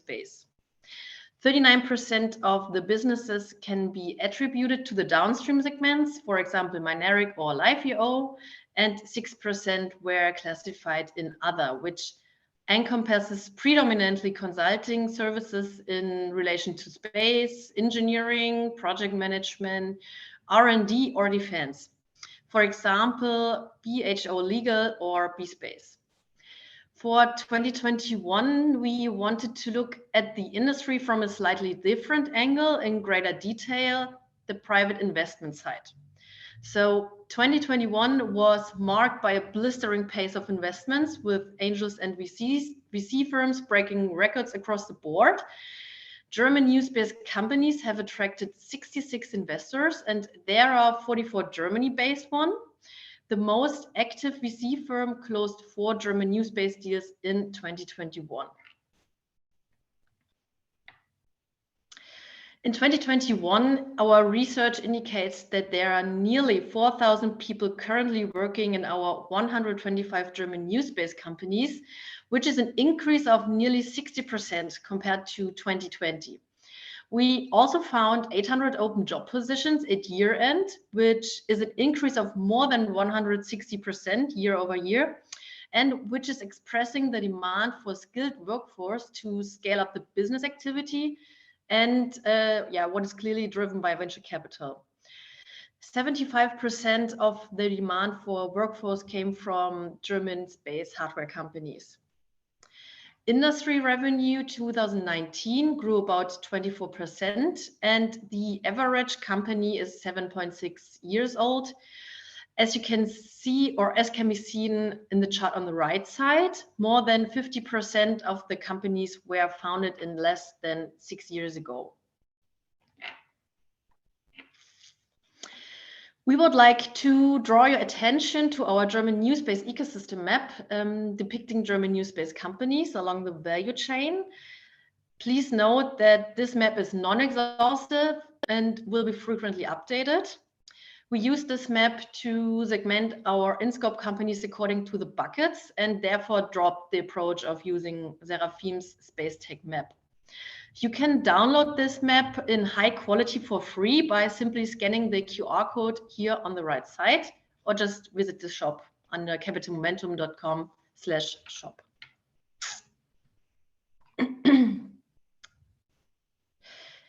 In 2021 saw new records in terms of the combined deal value of disclosed transactions and in terms of overall deal count. So the disclosed combined deal volume of nearly 400 million euros, which is an increase of 30% from 2020, was invested into 9 German NewSpace companies in 2021. And as the volume of 14 deals remained undisclosed, the 400 million euros is just the bare minimum or visible tip of the iceberg, so to speak. The overall deal count as per our research was 23 deals, which is an increase of 229% year over year. From 2019 until 2021, the minimum investment in the German NewSpace ecosystem approached the 1 billion euros mark in 36 deals. Most of the deals were financed by venture capital with 70% in 2021, and the majority of the capital rounds were at seed stages with 39%, followed by Series A's with 26%. Compared to the funding rounds over the past 2 years, a shift from seed to Series A and B and even later stage funding deals in 2021 was recorded. Accounting for nearly 60% of all deals and resembling the maturation of the German NewSpace markets. This trend was substantiated by an increased involvement of long-established corporate non-space industry investors, such as Porsche, Daimler, Miele, or Swarovski, and what is expressing a demand for innovative and cost-effective business solutions from high-growth companies to expand into the German space tech markets. These charts show the distribution of private capital deployment into the two value chain segments, upstream and downstream. And whereas upstream businesses received historically the majority of private investments in terms of both deal magnitude and deal frequency, the downstream investments notably shifted up to 25% of the disclosed deal volume from a 0.03% stake in 2020. While 2020, private capital deployment predominantly went into the hardware-dominated German upstream markets, largely software-focused downstream investments spiked to 25% of the disclosed deal volume for 2021. The downstream companies secured considerable funding in 2021 with an increased deal activity and volume compared to years past, and this substantiated our thesis of an increasingly growing downstream market in Germany. So who is investing in German NewSpace companies? In 2021, 66 unique investors invested in German NewSpace companies, and thereof 44 German-based investors. The majority of them were venture capitalists with 55% and angels with 32%. The bar chart on the left side also shows an increased number of international investors in 2021 with an increase of 120% year over year. And who are looking for sizable returns and arming the emerging ecosystem with fresh capital. So what does this mean? A greater proportion of the funds come from outside of Germany, and this enables higher deal volumes to finance deep tech products, and it also speaks of quality of the products. As per our ecosystem map, we distinguish between three main markets: space infrastructure, signal distribution, and satellite data applications. It was a ferociously busy year for investments in space infrastructure with 295 million euros invested, which is more than 280% greater than the prior record set in 2020, and most of which went into companies operating in the launch and satellite subsystems markets, but surprisingly also robotics secured significant backing in 2021. Looking to the signal distribution markets, most of the investment money went into Earth observation with 67%. And in terms of satellite data applications, data analytics and insights companies secured most of the funding with 80%. So Capital Momentum was founded by me and my co-founder Nina Stari, and both of us gained substantial experience in finance, accounting, and investments at Big Four companies in the past years. And for 2 years now, we are applying our skill set to the NewSpace industry. So this is a short overview of our products and services. I've already showed you the German NewSpace ecosystem map, which you can download by scanning the QR code here at the bottom. And if you're, for example, looking for investors, we have a NewSpace investors database, which you can also download by scanning the QR code. And we are providing market access and services based on our industry data for investors, for startups, and other stakeholders worldwide. So yes, if you need reliable NewSpace industry data or specific analysis, just don't hesitate to reach out to us. Yeah, all of the results presented today can be found in this investment report here. And if you are curious who led the way and which German NewSpace ventures closed a new funding round in 2021, then I can definitely recommend the NewSpace investment report for 2021. The report provides a space investment overview, a space investor analysis, funding deal tables, and an analyst note. And you can also download it by scanning the QR code.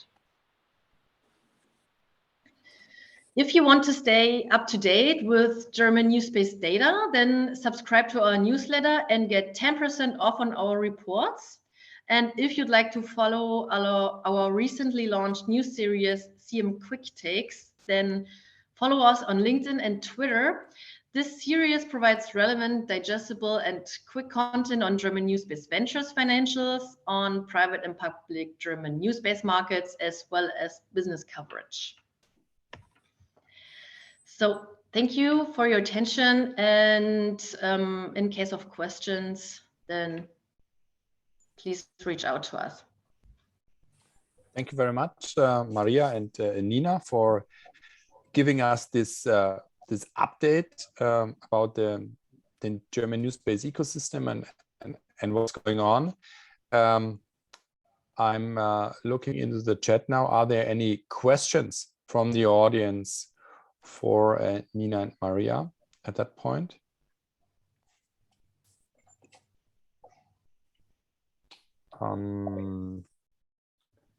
I don't see a new one right now.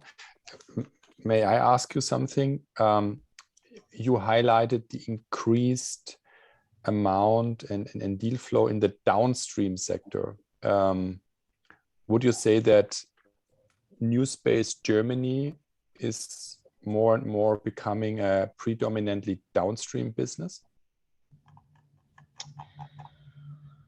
I can answer that. Well, so as Maria pointed out, historically, all of the funding went into the upstream business models, such as launch and satellite manufacturing. As per our data, for example, last year we had only 0.03% that went into downstream compared to the upstream amount. And this year or last year in 2021, it was 25%. So we do see an increase. It's not yet that we would say it's an increasingly downstream focused industry yet, but we definitely see a positive development also with higher or slowly growing funding amounts and more venture capital financing in these business models. Mm-hmm. Thank you very much. If I would ask you to do a prediction how the German NewSpace ecosystem will look like, let's say in 10 years, what would you say? In 10 years, so we are hoping that most of the companies stay in business and develop their products, finding new customers also from the non-space industry. This is a huge market for all of the downstream businesses. So we definitely would expect a lot of development towards that direction. We also would think that we may see more IPOs or exits in 10 years, definitely. We saw that most of the businesses are around 6-7 years now, but more than half of the businesses we look at are below 6 years.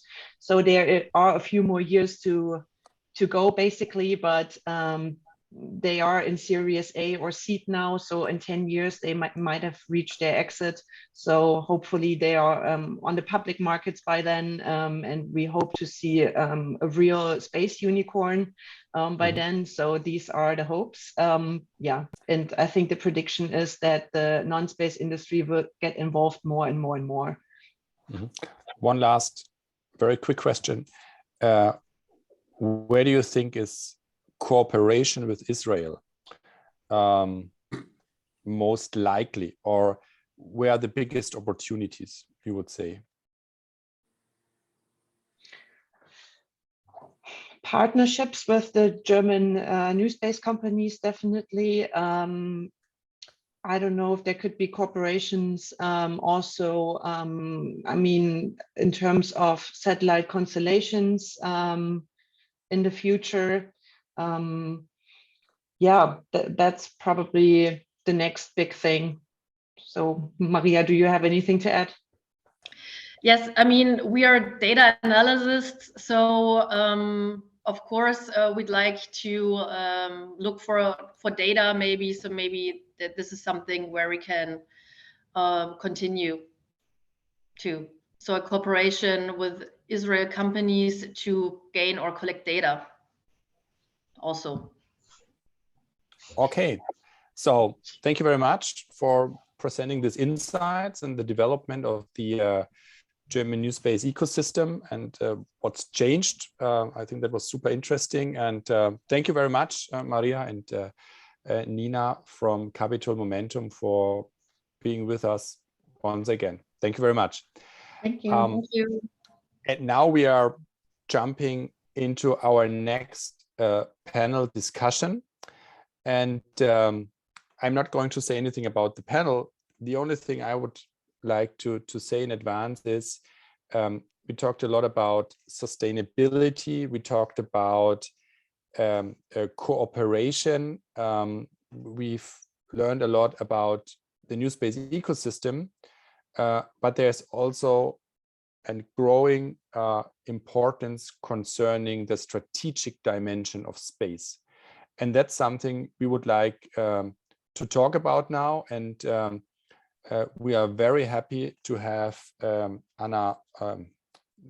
Andrea Rotter with us from the Hans Seidel Stiftung. Andrea is going to moderate the panel because she is the expert when it comes to defense, space, international cooperation, and how these things stick together.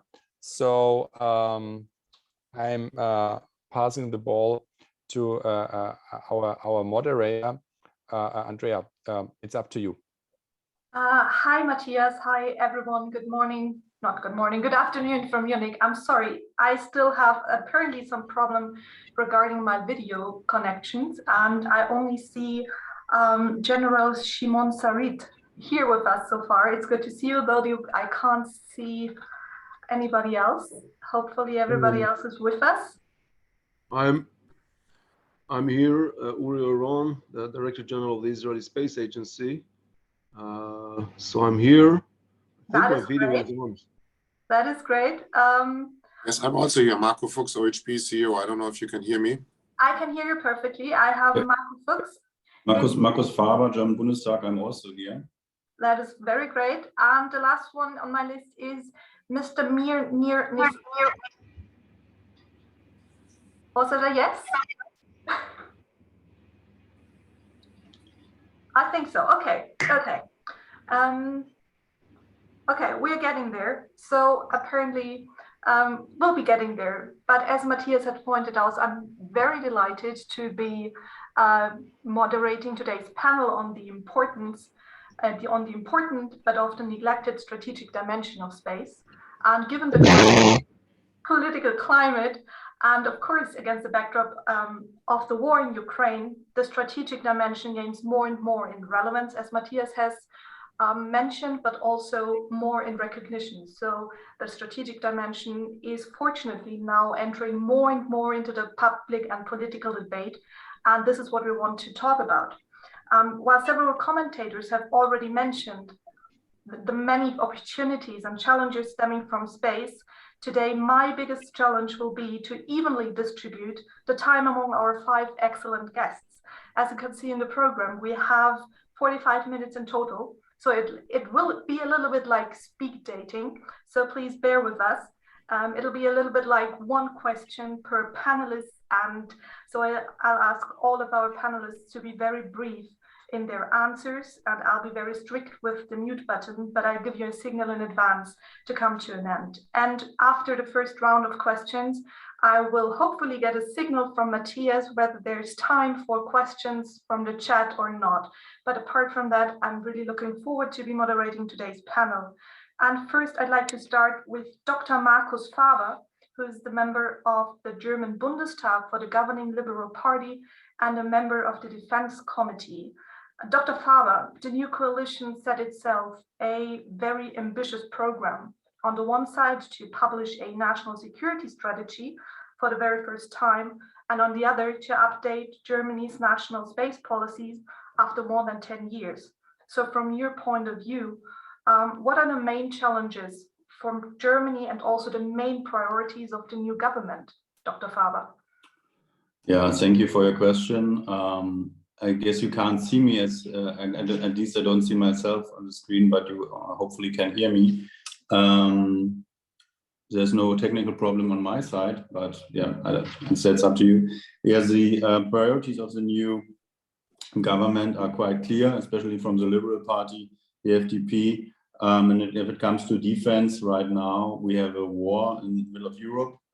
And so our priorities are the land forces right now, and not so much space. But if it comes to space, we want to modernize our Bundeswehr also in space. In 2020, the Bundeswehr just established an Air and Space Operations Center. So basically, the Bundeswehr is not really up to the time as Israel is or other countries are. But we want to get to a point where the Bundeswehr is at least able to communicate via space, and also to use space to get information, for example, when it comes to potential enemy movement, as we have seen around Ukraine. Okay, thank you very much, Dr. Faber. Can you give us a little bit like a timetable on how far you have progressed in the various strategic processes within the government? Yeah, these processes have just started as the government just changed in December, basically. So all the processes you mentioned started basically last month, so we're at the very beginning. And we do have the aim to have a national security paper policy, hopefully within 2 years. Right now, of course, everybody's focusing on Putin's war against Ukraine, but the process started, and I'm hopeful that we will be able to finish it, yeah, let's say 2024. Okay, thank you very much. And if we have the time for questions from the chat, I'm very positive you will get a lot of questions regarding the policies in Germany. But from this political perspective, I'd like to turn to General Uri Oron. I hopefully pronounced that correctly. At least I can see him smiling, so I interpret that as a positive sign. And General Uri Oron is the Director General of the Israeli Space Agency. And I'd like to ask him, since Dr. Faber just elaborated on the current discussions in Germany, from your perspective, could you give us a little bit insights about the status quo in Israel, also from the backdrop or against the backdrop of your institution, when it comes to the strategic dimension of space in Israel? Thanks very much for the opportunity to be with you today. A very quick and brief run through the history of the Israeli space capabilities. Well, actually, they started with the defense and security needs. The buildup of the Israeli Space Agency was actually born after the peace agreement with Egypt, and the understand of the strategic necessity to have eye in a very, very high sky, I mean eye in space. And that was one parameter. The second parameter was the realization that we needed to do it by ourselves. Very Israeli topic, or very relevant to the Israeli attitude. So we needed to do it by ourselves. That was basically the reason for the buildup of the Israeli space capabilities. But since then, and it's almost 40 years since then, the world's changed. And I think right now we're in place that more and more people in Israel realize that space is another domain, that in order to achieve your goal as a nation, you've got to be there. It's not only the security and the defense needs, it's all basically, it's another domain that can affect all of the nation needs, goals, and objectives. And with that regard, we are trying to build our strategy that it will connect the needs, the security needs, as well as the economic needs, the science needs, and even the education needs. So we see space as a domain that you've got to be there in order to affect your future. Thank you very much. So what you just alluded to is basically a whole of government approach when it comes to space. Perhaps since we're now in Germany facing similar processes and perhaps similar challenges, could you perhaps briefly go into what were the main challenges, or where do you still see the main challenges in this whole of government approach when it comes to Israel's space capabilities and the space program? Again, can you repeat the question, please?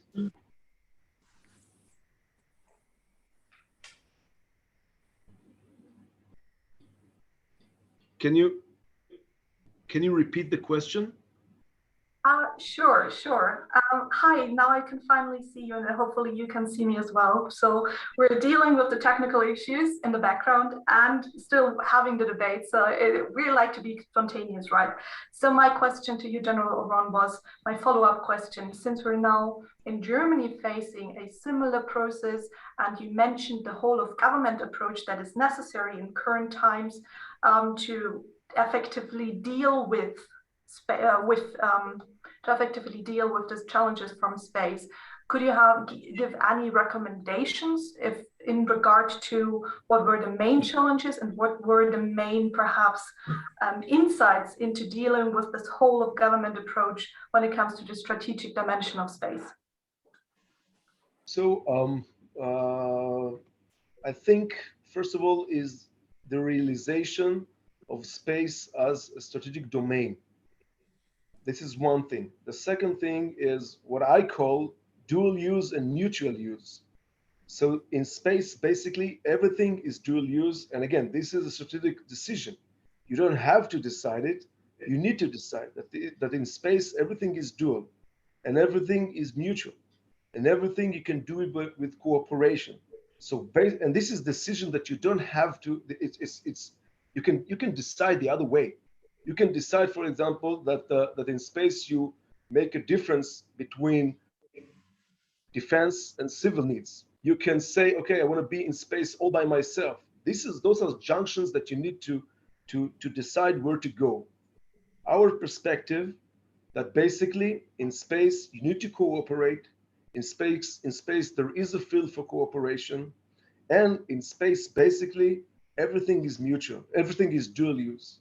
Now, it's not so easy, there's obstacles, but if we're talking about a strategic level, that's the way we see it. Okay, thank you. Since you mentioned the dual use character of basically everything we put or launch into space, of course, there's a need for a strong, let's say, space industry at the national front, and also, of course, a strong need for a close civil-military cooperation as the private sector more and more becomes the central driver of innovation when it comes to space technology. And thus, I would like to give the floor to Nir Nissim, although I don't see him. I hope he is with us. Mr. Nir Nissim? Nope. Okay.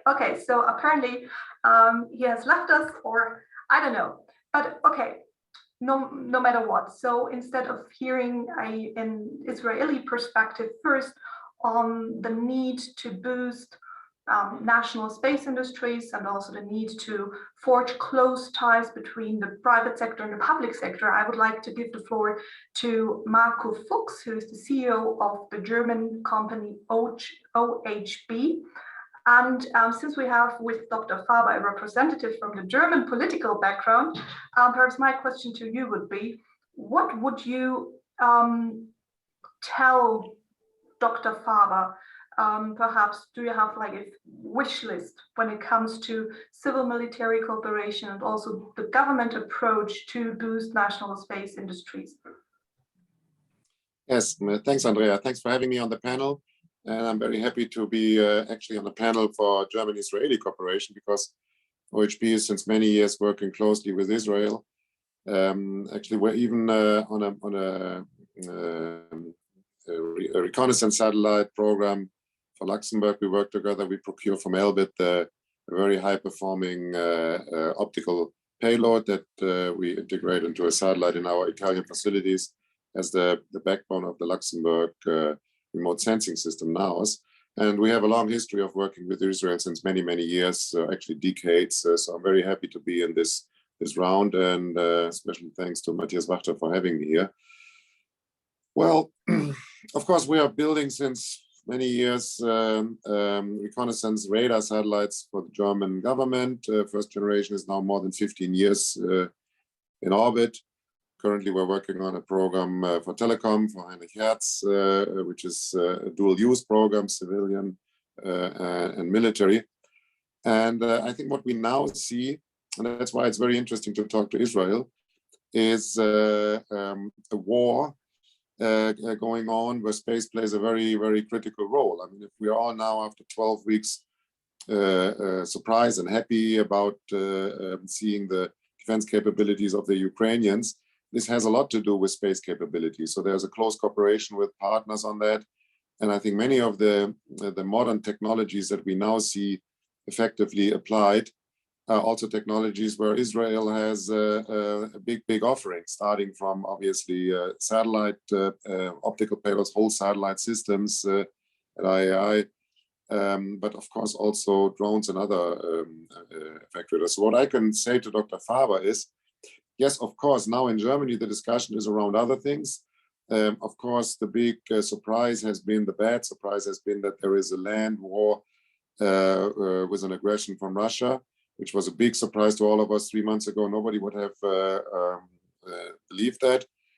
But at the end of the day, what has really changed is that with Russia, there's an opponent that also has huge space capabilities. By the way, of course, also huge cyber capabilities, and of course, also huge nuclear capabilities.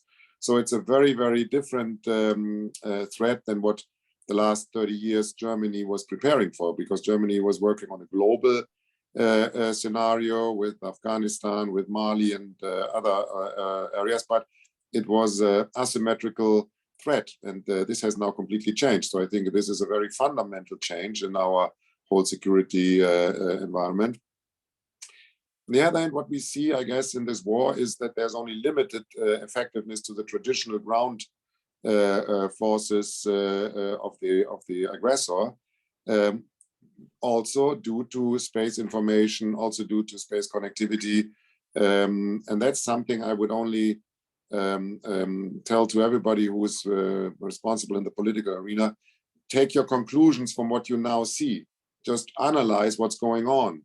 And make that the baseline of future procurement decisions, and also how to evaluate space in this context. Space is much more important for a successful defense of a country than what we used to believe in the previous scenarios, because, as I said, there was not an opponent with these kind of capabilities. But if you look to the bigger picture, this is what we, I guess, in the West need to get prepared for. So yes, we need more money in the system. Yes, of course, space needs to be more recognized. I think also what we heard earlier, and Israel is clearly a good example, dual use is important. We were always trying to separate that in Europe. We had civilian space in in the space agencies and the European agencies and the European Commission. And then we had the defense. So in Europe and especially in Germany, dual use was not a good idea. We didn't have the necessity like Israel to do it together and to look at it from a national perspective. And I think Israel is the country that has the most, let's say, successful performance in space capabilities that are commercially successful, that are also a significant part of Israel defense. So I think our government should look very closely, and that's why I really welcome Dr. Faber, very closely to countries like, for example, Israel or the United States, what to do. And what you will see is something that will be very, very relevant also in Germany and in Europe, Western Europe at large. Thank you very much, Mr. Fuchs. You basically already gave or already took away one of my last questions regarding what we can learn from each other and where we should forge closer cooperation between Germany and Israel. But we will come back to it in a minute. But first, I'd like to give the floor to General Shimon Sarit, who is the CEO of Space IL, whose Bereshit spacecraft was actually the first Israeli spacecraft to travel beyond Earth's orbit and to reach the moon, to put it like this.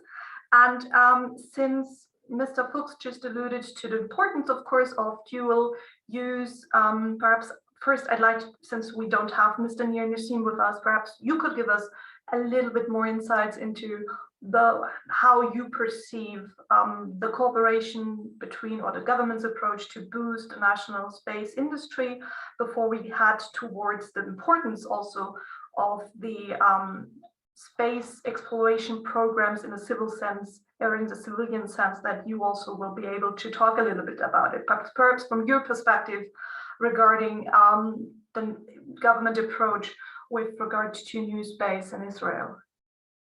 Yeah, first I would like to say that space belongs not only to military application companies, defense companies, and not only to commercial entities, but also for non-profit organizations like Space IL. And the dual use that we see is the use space for education and promote science and STEM education among a whole generation of children, students, and families. So this is our dual use interpretation of this issue. We are now in the design phase of Bereshit 2. After we had the Bereshit 1 launch in 2019 with the help and participation of the Israeli Space Agency. It was a purely Israeli program, and now Bereshit 2, we defined it as international, open to international partnership program, and we would like to see very much the governments of Israel and government of Germany taking part in this very interesting program. When we look on spatial activity, our product is not spacecraft systems. Our product is inspiration of a generation of the students and children, and make them to move towards the STEM education. I think this is a strategic goal of every country, to have the young children and students moving towards STEM education, and space is also an economy growth engine for every country today that wishes to jump into it. The idea behind, if I may say, the idea behind Bereshit 2 program is to use the space project for that purpose, and we're doing the inspiration part of it by selecting a leading edge on the edge of technology, and very much daring to do a very ambitious mission in space. And this is the way that we trying to achieve this inspiration. When I talk about Bereshit 2 for a second, Bereshit 2, unlike Bereshit 1, is a system of 3 spacecraft that will be launched together to the moon. And we have one lunar orbiter for a long time orbiting of the moon. And we also have 2 landers that will land on the moon and each side of the moon, one on the near side and the other one on the other side or the far side of the moon.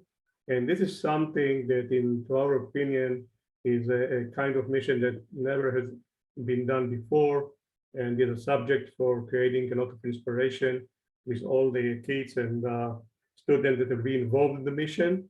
We are going to tailor a specific educational and scientific program attached to those 3 spacecraft. Each of them will carry scientific payloads and will participate in worldwide type of education system that will involve not only Israeli students and children, but also many other countries in the world, with emphasis on third world children that don't have any space access in their countries, but they are striving to use space and to learn more about space. In that regard, we are moving in the program. We will be very much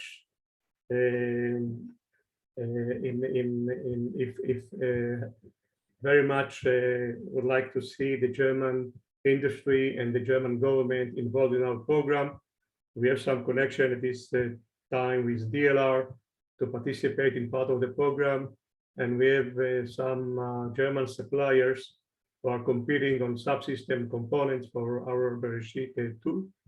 And I believe with a good partnership between the space agencies of Germany and Israel, and with the Space AL Spirit, and with the help of the industries and other suppliers, we can do a program that will be exciting for many, many kids in the world. Thank you very much, General Sarit. So now I look at Matthias or Aras Nathan, whether we have time for questions from the audience. Okay, but I still want to give the opportunity, if anyone in the audience feels the need, he or she can find to pose a question in the chat. So this is your chance. Otherwise, I'd like to give the word back perhaps to our panelists to answer the question I had raised before. So where do you see perhaps the most pressing issue when it comes to the strategic dimension in space, and where do you think that Israeli and German cooperation is needed the most and is beneficial the most? Perhaps if we start in reverse order, perhaps Mr. Sarit, so perhaps in one more sentence, what is the most pressing issue and where do you see the need for closer cooperation? I think the most beneficial issue, I think, for the near future is to learn from the conflict between Russia and Ukraine, all the tactical and strategic lessons learned from this. I think in general, we have here like three issues to think as a lessons learned. In my view, one of them, how to increase the robustness of the space system. The other one, how to maintain system redundancies, and how to create a quick response capability for such occurrence. Now, I think if we will talk to German industry and the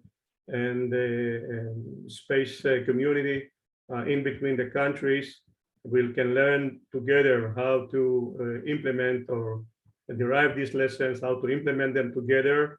And maybe, for example, in terms of redundancies, how to collaborate with our assets, Israel assets and German assets in space in order to create these redundancies in the future. I mean, there's a lot of area of strategic thinking together, and I think this is the right thing to do for the near future. So we need better coordination and less redundancies. Mr. Fuchs, what's the most pressing issue and where do we need German-Israeli cooperation in this regard? Well, I think, as I stated earlier, I think in the the defense sector would be very, very good. Of course, I'm very excited also by Bereshet and Bereshet 2, and we are obviously also very interested in a cooperation around that, and I'm sure this will go along well. And I think what has been achieved is enormous, and I'm sure Shimon knows that we as OHB are trying to work very closely together there. But the situation is, I mean, we're at war, and so it's defense, and this is where we can learn from Israel, because again, Israel is by far the most efficient in terms of money for results in many areas of defense and also in space. I mean, the radar satellites are very performing because the launcher capabilities are limited from Shavit, so you have a very high efficient system with, I don't know, I think it's less than 300 kilo in a satellite, so that's very, very performant. As I said earlier, the high resolution optics we simply buy, even though it's a European tax-paid money program, we completely buy it in Israel at Elbit because it's the most performant system you can get on the market, and so we just have to work together. And I think for the immediate period, I think the roles are very clear. Israel can be the supplier and Germany can be the customer. This is the logic at this time. Of course, we can work together on many ways, but Germany has not the deep understanding in many of these systems that are dual use. And I'm very happy to explain that also to our governments that used to have procurement programs very much as a political program, and with the taxpayers' money going to European projects. But I think we need to now learn from others, and Israel is first in line on that. Thank you, Mr. Fuchs. So especially focusing on the capabilities that are necessary in this new geopolitical climate. General Ron, what are your takeaways?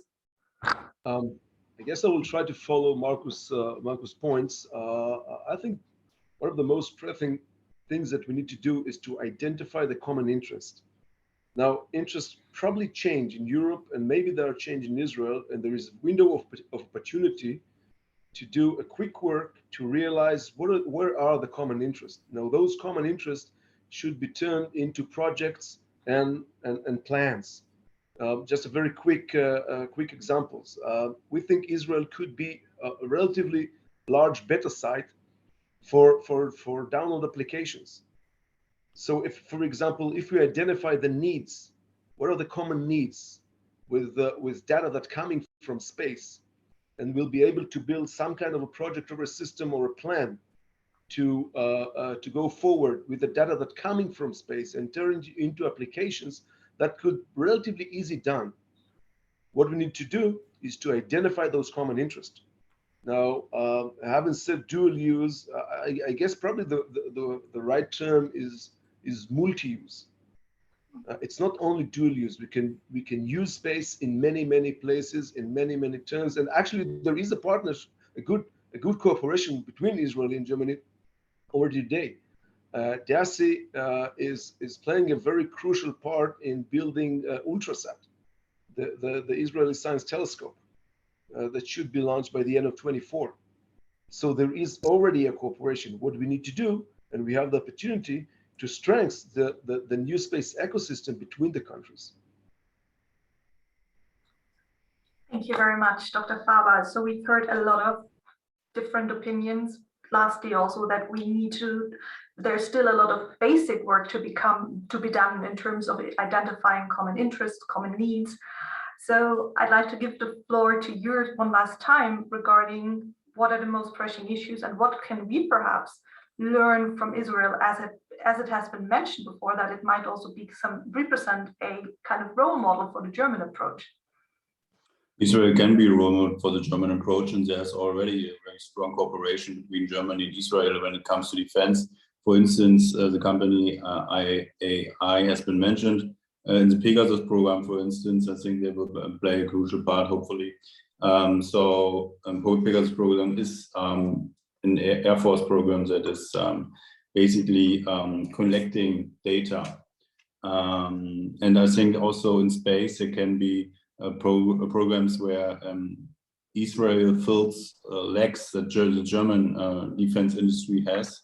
So I think also an historical there's a historical need for cooperation, as Germany has a responsibility for Israel. So I would be very hopeful if this approach can be developed. Thank you very much. Thank you to the audience and all our panelists. As you've seen, it was a wild and quick ride, and sometimes a little bit a bumpy ride through the strategic dimension of space. But we've seen that it covers way more than just the military realm, but also the ecosystem and the civil exploration, space exploration dimension.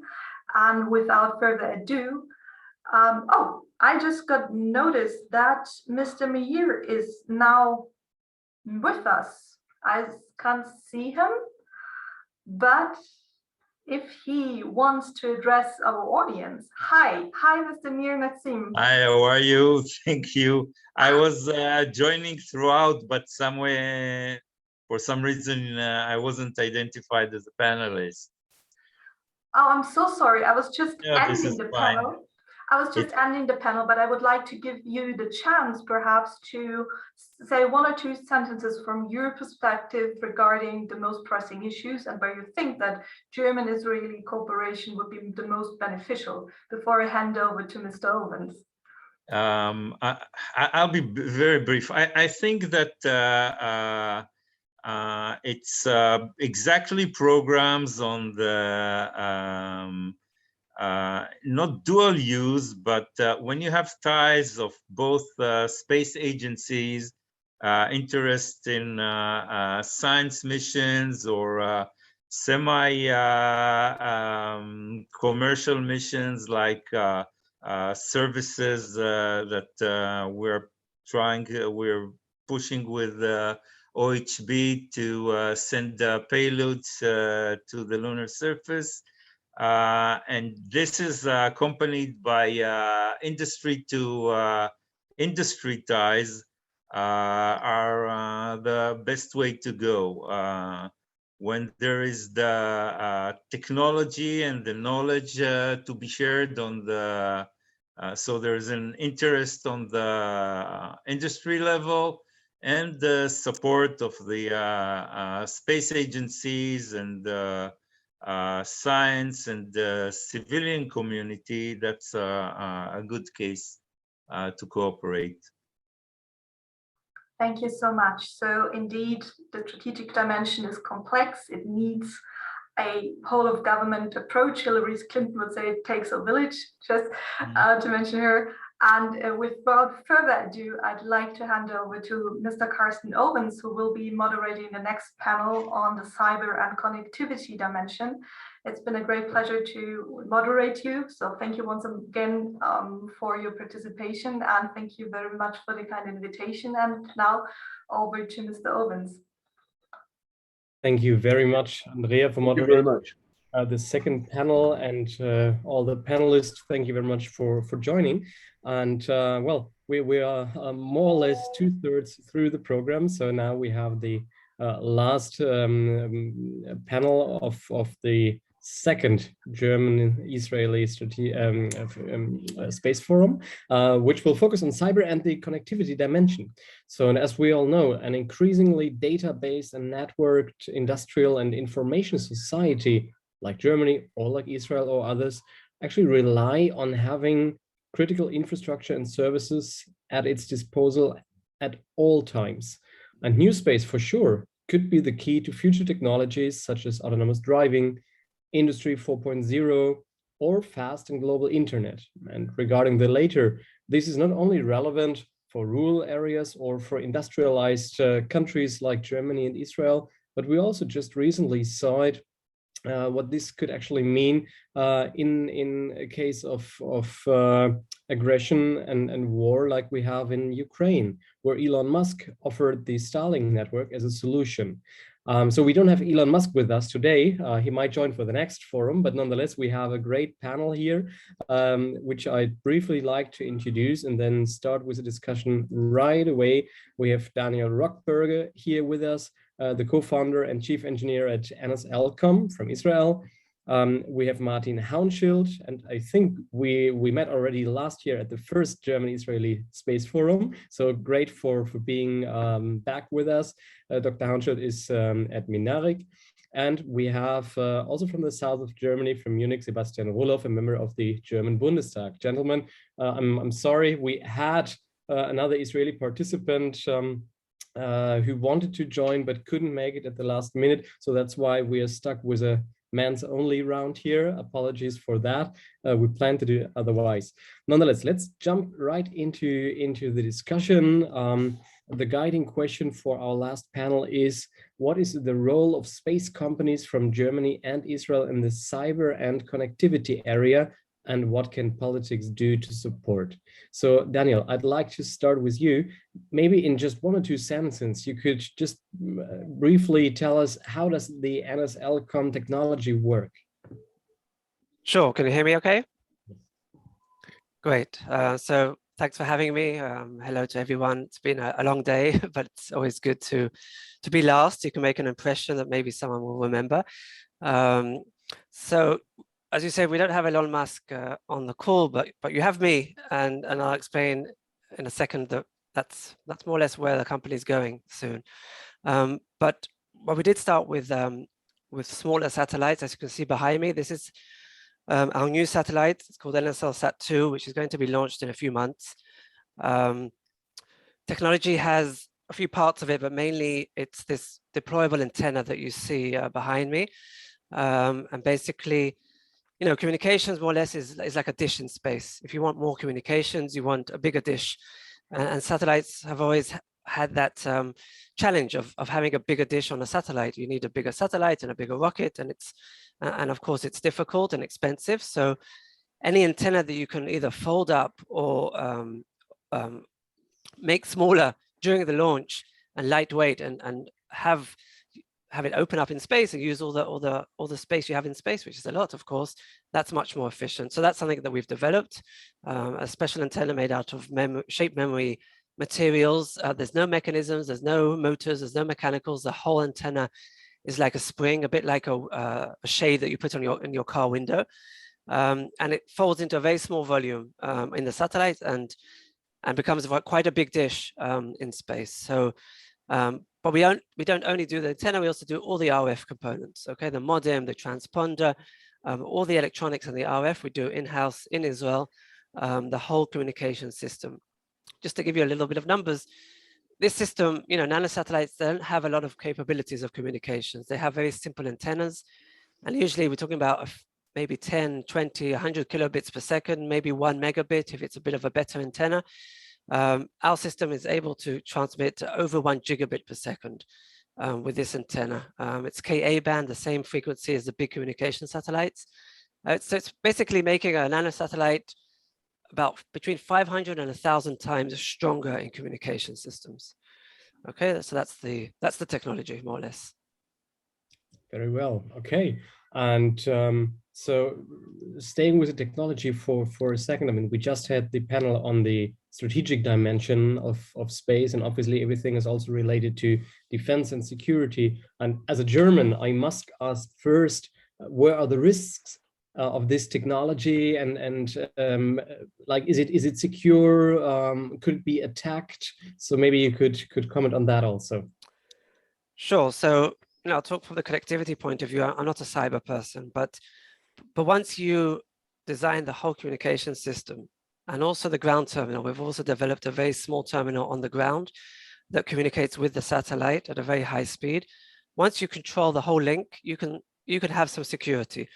You're controlling the link from ground to satellite back to ground. You have capabilities of securing that link.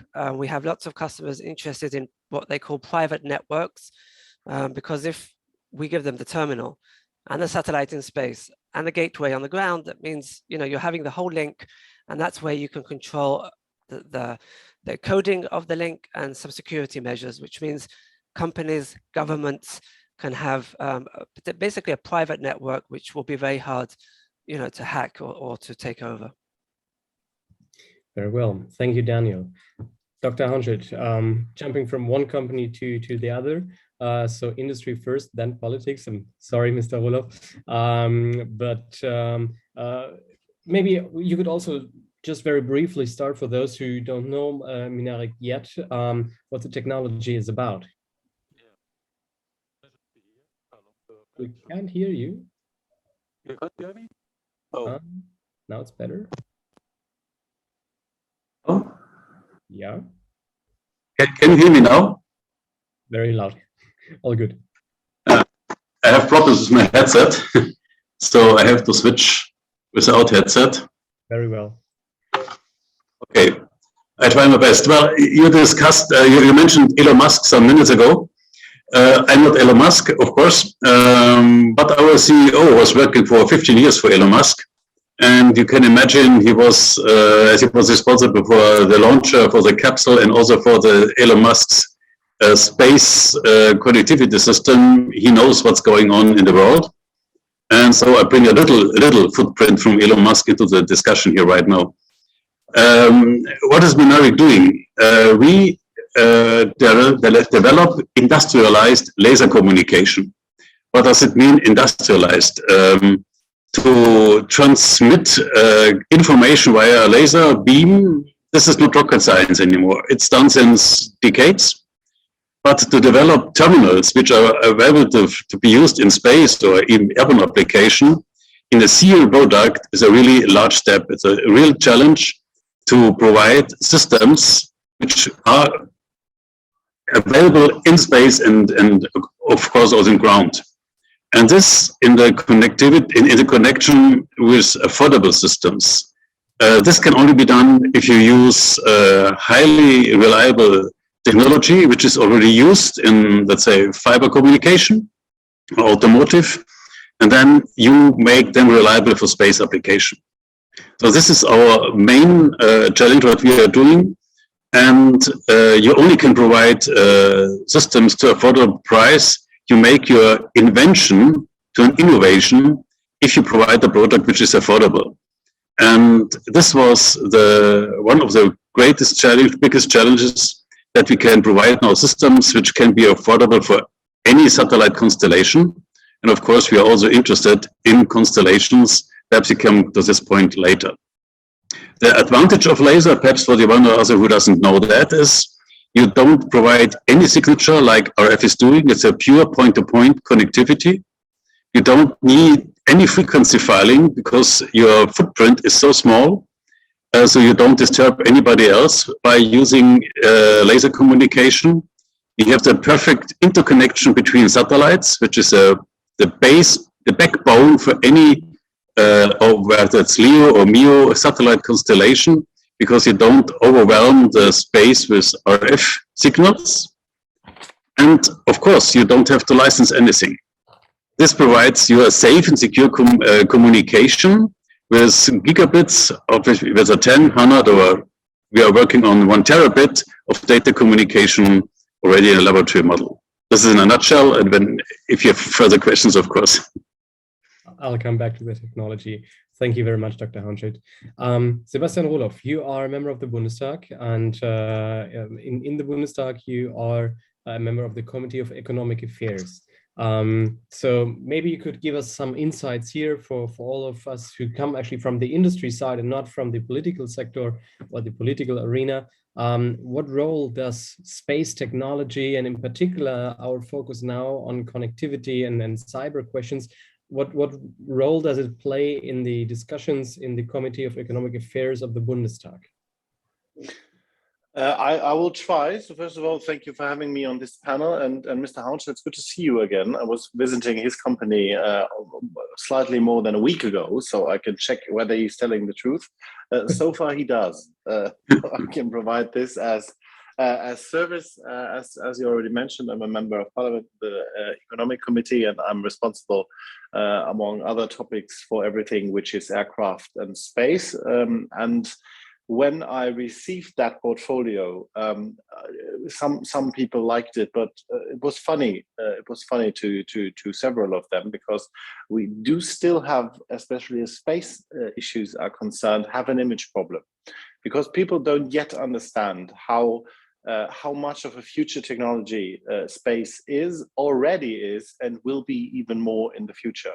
I guess that's improving, but it is, as far as I can say, in Germany, it is improving pretty slow. So if we, for example, see that 140,000 people in Germany are employed in space-related companies, and every euro you invest, you get a return of about 4, and that are not my numbers.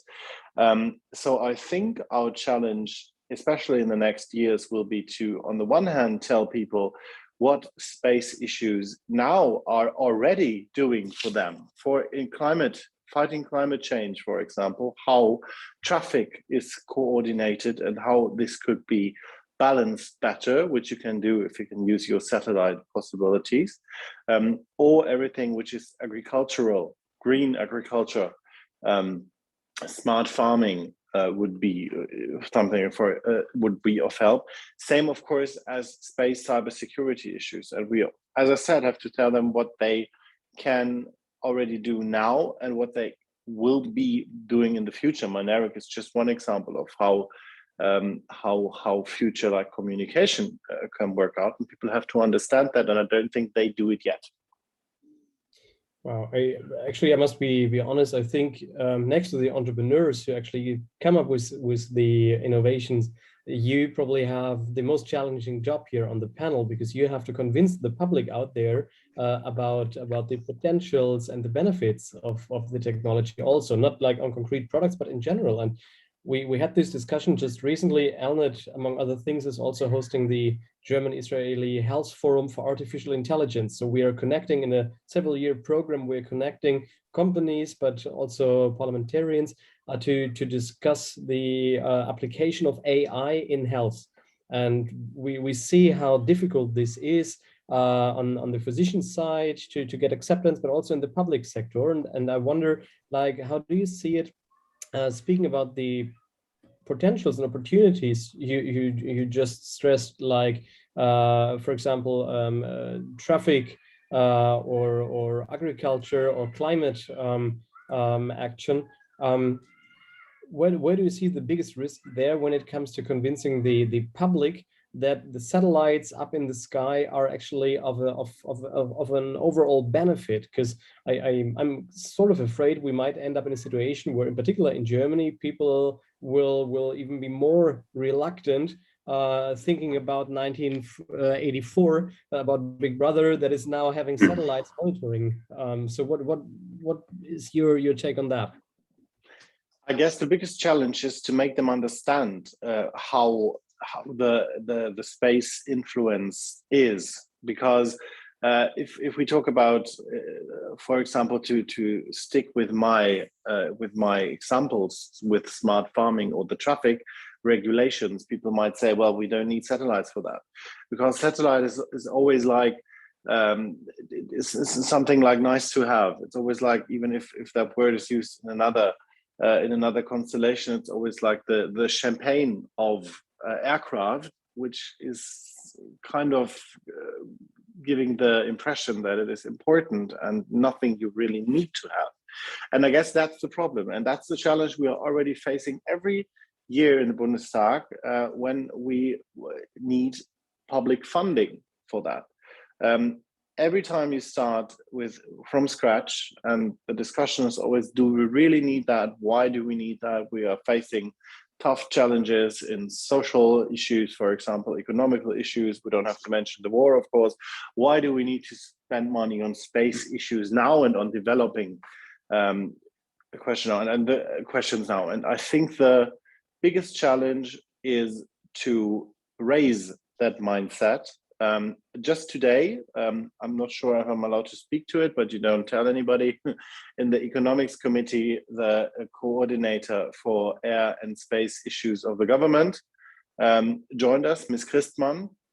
And in the committee, we had the good situation that everybody who raised those issues, especially from the government side, was proud that we increased the budget. So for little satellites and so on. So now, especially as far as the responsible politicians are concerned, we have made some progress because now we did raise the public funding, and everybody said it was my idea. But I think if we just left the door and said, oh, we are spending 10 million more on the satellite funding, for example, people would say, okay, don't you have other problems? And that's, I guess, the biggest obstacle we are still facing. Very well. By the way, we spoke earlier today also here in this space forum with Dr. Anna Christmann about the potential of A, more funding, and B, about a joint satellite program between Germany and Israel, for example, a research satellite that could actually provide data for academic research. I think there is a lot of opportunities, but let's get back to business. So to our two startups or two companies we have here. Daniel, when you hear in this case a German politician saying we must invest more, how is it in Israel? Maybe you could give us some insights. Is there a big support from the government actually for space startups, or is this all from private investors? How do you grow your business? So yeah, so in Israel, I think we were the first startup to raise money from a VC for space. And everybody, this was 2015, and basically the investors were saying, we don't know even what questions to ask you. And we don't even know how to find an expert to do due diligence on you. So how can we invest in you? So that was a major problem. And I think, and before we raised the first money from investors, we received a grant from the government. Then it was called the Chief Scientist. Now it's called the Innovation Authority. Innovation Authority has about 1 billion shekels, I think, every year for startups in Israel. But part of that money is for space. So the space agency, they use the Innovation Authority mechanisms, which means the boards and the people evaluating and the Excel sheets and all that. But the money coming from those grants is not Innovation Authority money, it's space agency money. And the space agency, I think, are the only ones out of all the different grants, and the Innovation Authority has many different routes of grants. Some can be for early R&D, some could be for manufacturing, design for manufacturing, mass production, all different topics. Usually they're up to 50% reimbursement. The space agency has an 85% reimbursement plan. So the first money we actually got was an 85% reimbursement grant with no equity taken, which means you have to spend 100% of a project, but you get 85% back, which means only 15% out of pocket.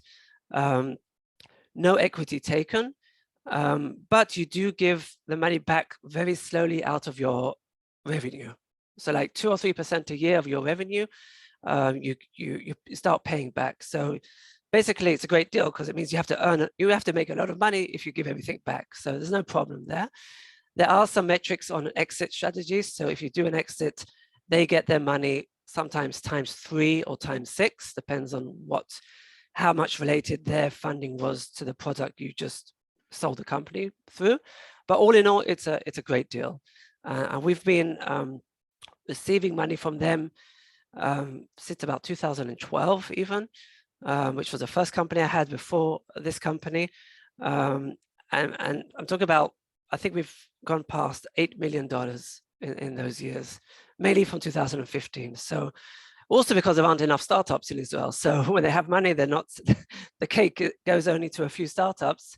So we've enjoyed that. But now there are quite a few new startups. So you know, basically a long answer to your question, a shorter answer would be without the government assistance, we probably would not be here.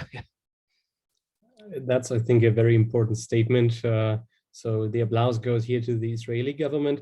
Dr. Haunschild, what can we learn in Germany in general from what Daniel Rockberger just elaborated on how the situation is in Israel?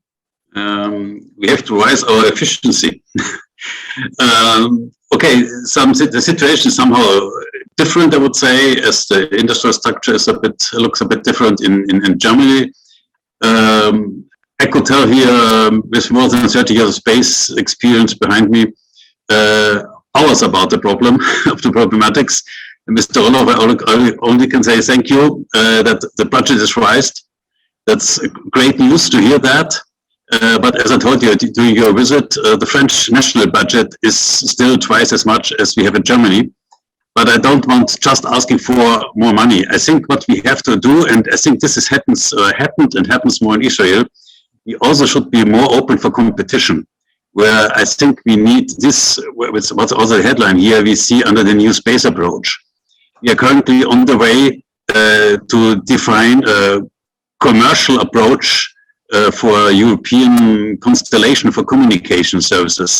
So why spending money into large projects which shall provide everything instead of looking on a commercialized approach where commercial aspects, whether it's precise farming, whether it's automotive driving, communication, connectivity for different use cases, whether it's automotive industry and so on, and also try to provide money which is in the market, with, of course, we need some support in funding for breakthrough developments, but the system itself could be financed by private investors. So we have to take the money from the government to make our inventions to become innovations. It means bringing our ideas with a good talk on the road, and then we have products which can be sold to the market. So we should more believe in the market, and this, I think, didn't happen in Germany. Another point of the space industry, again, more than 30 years of experience. For around 5 years, I worked for automotive industry. We have several well-known premium automotive companies in Germany. And I wanted to understand what is the difference between an aerospace engineer and an automotive engineer. The engineers are the same. The products are different. If you are in the premium segment automotive industry, you have an end product for an end customer. And if you talk about space industry, in the meantime, people know, hey, I have my GPS in my car, but nobody understands what means GPS. And even, sorry, Mr. Orloff, even German politicians only talk about GPS, not about Galileo, our European counterpart. So we are not an end product oriented industry. So we need a complete different approach in the communication to make the taxpayer to understand what are we doing for the community? What is possible is for Earth observation, for environmental control, for secure communication. Without communication, nothing is working. And I think we are also challenged from the aerospace industry to bring this information in a better way to the potential customers and also to the government. Because we are a small community in space industry. I think everybody knows everybody. So we have to break through the walls and talk more about the success. Precise farming is a very good example. We can reduce we can raise the effort by reduced resources.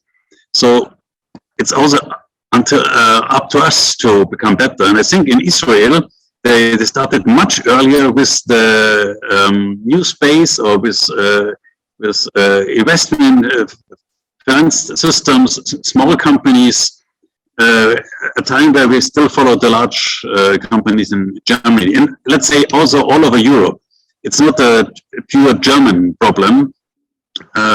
If you look to the communication constellation, I think it's also a European challenge. And perhaps I make a short remark what I do expect, because from the cooperation with Israel, to take the chance to learn from the approach from Israel, small, very active companies, and inviting them also to join the more commercial-driven constellations as we are discussing, because I think there's plenty of space for all of the startup companies to provide a strong solution. Thank you. A very strong statement. So you're basically saying, to formulate it maybe in other words, that many people still just think about GPS as something that pops up on the display, probably the same as people thinking about energy comes from the socket in the wall, but not about what is needed behind. So Sebastian Roloff, you listen to two perspectives, what could be done, and I very much liked what Mr. Dr. Haunschel just said about competition. So what could politics do? What could the government, the Bundestag, do to enable more competition? Well, that's might be, if you want a funding related answer, again, it could be something about the possibility to receive and claim for that money, because usually you have one company applying, and usually it's either state related or state funded or directly by the state or the DLR or something. So it might be an opportunity to allow more competition if you would connect the funding to it on the one hand. And I'm thinking about other opportunities. Perhaps you have some for me. Of course, I'd be happy to listen. You just need more companies which have a special portfolio. So of course, support startups, where Israel is worldwide leading in doing that. But we can of course still watch and learn, but that's the very general focus. And apart from that, we of course need to invest more in education. And of course, at the end of the day, will be an issue of information and advertisement, because if you don't know about good jobs in a good industry, you don't apply for it. And even Mr. Haunschild tried his luck at the automotive industry, just briefly, but still. So, but for other reasons, of course. And so that's, of course, at the end of the day, another PR issue too. So if we, in general,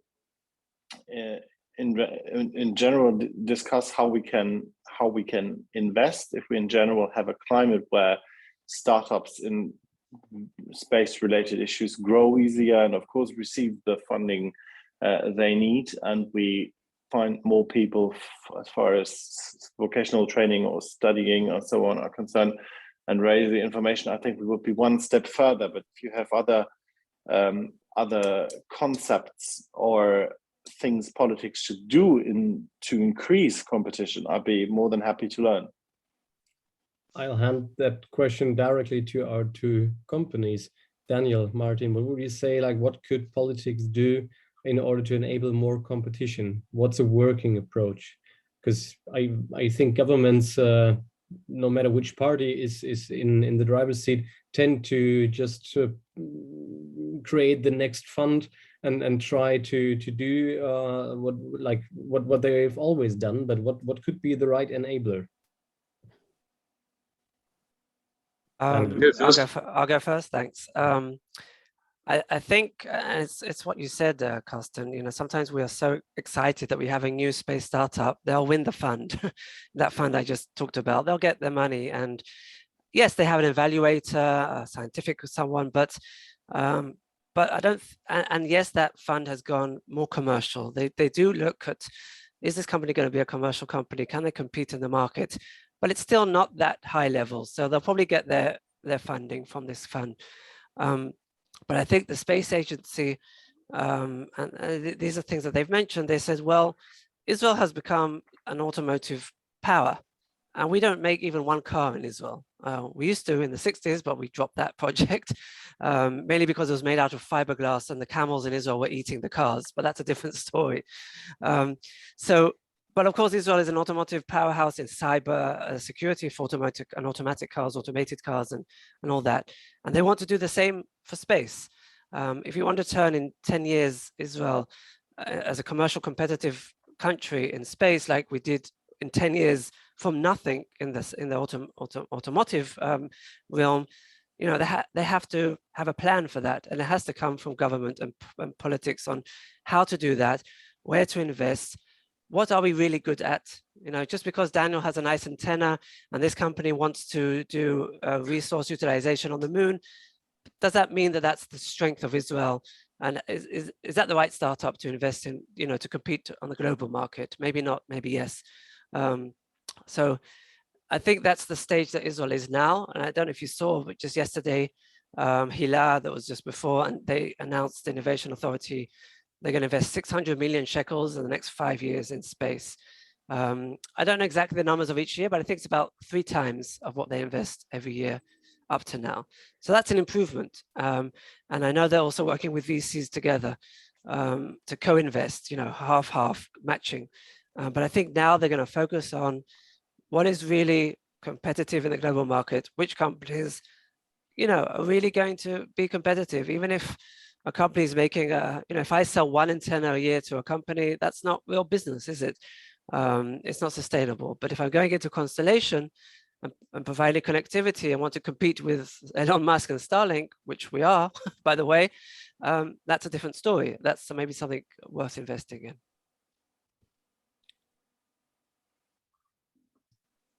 Dr. Hanschild. Okay, that was a technical issue. Dr. Hanschild? I think he's frozen.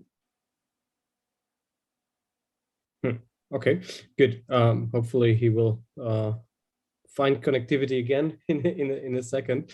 Okay, very well. I mean, unfortunately we're running out of time, so I need to round this up now. So maybe both of you, Daniel and Sebastian Roloff, what would you be like your number one wish if you would have one for more German-Israeli cooperation in this field? I think it's quite easy in my case, because first of all, we have some cooperation with Germany already. We launched our first satellite together with ExoLaunch from Berlin. So we already have worked with Germany companies. I can tell you that for our constellation, we've put out a request for proposal to manufacture hundreds of satellites, and these are not nano satellites, these are much bigger. The RFP did go out to German companies as well. I'm not going to say which ones at this point. It's still an open RFP. So, we'd be happy if a German company were to build our constellation satellites, of course, at the right price and cost and everything, which is part of a constellation. So there's definitely, room for this kind of collaboration. I think even some of the German companies are better poised in the market in manufacturing of satellites, even than Israel. Israel, it's always a prototype. It's always one, and sometimes we have a satellite every 5 years. I worked in IAI for 10 years on the Amos satellites, and it was one satellite every 6 or 7 years. But German companies, they're building much more satellites. They are much more in the world of design for manufacturing, maybe mass production, going into the world of constellation production, like we just heard, which Israel is not really. So that's definitely room for collaboration in my project, which I'm going for. Wonderful. Thank you very much. Now we have Dr. Hanschild back with us. We were just trying to close the session. Unfortunately, we have to. So what would be your takeaway? What would be your number one wish for more German-Israeli collaboration?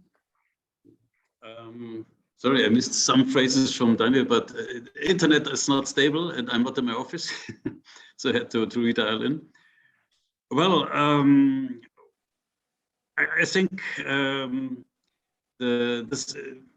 what I would say, the startup mentality has to be adopted more in the German space business. And of course, we have some experience in building satellites, but I think what was not directly mentioned from Daniel, but it's much more present in Israel is what I mentioned in the beginning, is the competition. So we have to learn to have more competition. And sorry that missing some phrases. It was one of the remarks, how can we rise competition? I think it's not easy because we are a member of the European Space Agency and competition there is somehow difficult. But one first step could be asking for more fixed prices, because I think then industry would think twice before making an offer and trying to ask for more money at the end, as it was the beginning, asking for more fixed prices. And I think Israel is doing a much better efficiency with the budget which is available and the result which is an outcome. So I think this we can learn. And this would motivate me much more, even more, to cooperate with Israel companies to take this drive in getting better and better and more effective. So I can't hear you. You are muted. So there we go. 2 years in Zoom land and we still have these issues. No, this was quite helpful. And I think maybe if I may add one point myself, having more anchor orders plus a fair access to all public programs of the different state actors. I think that is probably in all industries, but in particular in those we address here today, the space sector, new space companies are probably quite helpful to let those companies grow. So Sebastian Roloff, your takeaway in a sentence and your number one wish for more German-Israeli corporations in this space sector. Well, as far as wishes are concerned, I could lend one wish to Mr. Haunschild, because I really can second his 2 points. And as he just has one wish, he can have one from me, for example.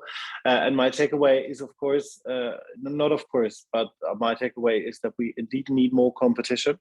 And the fixed price issue is a thought I will continue of thinking.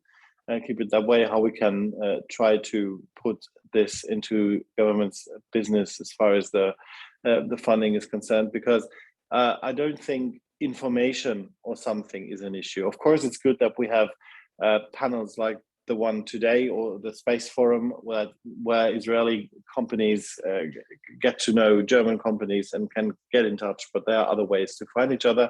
I guess I don't think that's the problem. I think we need to set a frame for a healthy climate where founding startup or new portfolio with existing companies is possible, and that's why we have to always keep in touch and continue the discussion like we did today. Because if politics doesn't know what business needs, they won't. They cannot provide it, and the other way around. And that's why I'm extremely grateful for this Space Forum, and thank you to my co-participants for their valued inputs. Thank you very much, Sebastian Roloff, Daniel Rockberger, and Dr. Martin Haunschild for being with us. So you are dismissed, and I'll ask my co-moderator, Matthias Wachter, on the stage for the concluding remarks, because unfortunately we already reached the end of the second German-Israeli Space Forum. I think it's fair to say already that we today again received several inspiring insights and comments, and discussing the various perspectives, like we had earlier on Niklas Ninas, for example, member of the European Parliament, saying we need more standards across Europe, and we need a European standardization for sustainability. And he called right away to have Israel on the table from day one. I think that's something for sure that makes sense, as Israel is also part of the Horizon Europe program. I found it quite interesting, the last discussion, to think about opportunities for more competition to actually motivate young entrepreneurs and startups to build their own products and services, and thus their own companies. And also what we had like a red line basically through all the discussions, the potentials up in space. Matthias, what do you think, looking now back on this day, but also looking ahead in the future? What can we expect from NewSpace? Where do you see the highest potential for collaboration between Germany and Israel? And when shall we set the date for the third German-Israeli Space Forum? Thank you very much, Carsten. I think we should do that quite fast. And I think the next time we definitely should meet in person. Oh, yes. In Israel or in Germany, to have a face-to-face exchange between our companies, between our government institutions, between our young people, to deepen our relation and to really move forward. I think today's second German-Israeli Space Forum has clearly shown that there is tremendous potential for German-Israeli cooperation, and we could benefit both from it. Yeah, the pragmatic Israeli spirit the clear understanding about the strategic dimension of space, the military dimension. I think that's clearly something we here in Germany, we can learn from Israel. And on the other side, I think as the NewSpace industry report and the update has clearly shown, there are amazing new and young and very innovative companies who developed in the last couple of years, who could be great partners for Israeli companies as well. So the sky is not the limit. For me, it was, again, a great exchange, a great experience. And space is about exciting people. It's about new technologies. It's about pushing digitalization, making our planet greener and safer. And I think that's the message we need to bring out to the people on the street, to politicians in the parliament, in the government. Space is so much more. It's not only space tourism or billionaires who want to go up. It's really a disruptor for new technologies and for cooperation, and it affects all parts of our life. And that's something we need to acknowledge. And so I'm really looking forward for continuing this exchange and having this format next time on site. And on that point, I would like to thank all our participants. I think we had an amazing lineup of people and speaker who contributed. And I also would like to thank our teams from ELNET, from BDI, the colleagues in the background who made that possible, who worked very hard in the last couple of days to set that up. And I think if it would be on site, I would say they deserved a round of applause. So now it's a virtual round of applause. And yeah, super happy, super excited. I think that was a great day. And Carsten, back to you. I couldn't agree more, Matthias. Thank you for the amazing collaboration between ELNET and the BDI here. Us bringing the Israeli perspective, you bring the German industry and the NewSpace Initiative to the table. And I think let's really start right away working on the third on-site version with our amazing teams and all the support of the political arena that we heard today. So the interest is there. So let's just work on it together. And I know you have a different perspective on this, but let's again go where no man has gone before. So thank you very much for being with us. Don't forget to have a look at the GINSUM matchmaker. We will send the link via email, and it's also in the chat to stay connected with our community. Stay safe and healthy, and see you soon. Bye.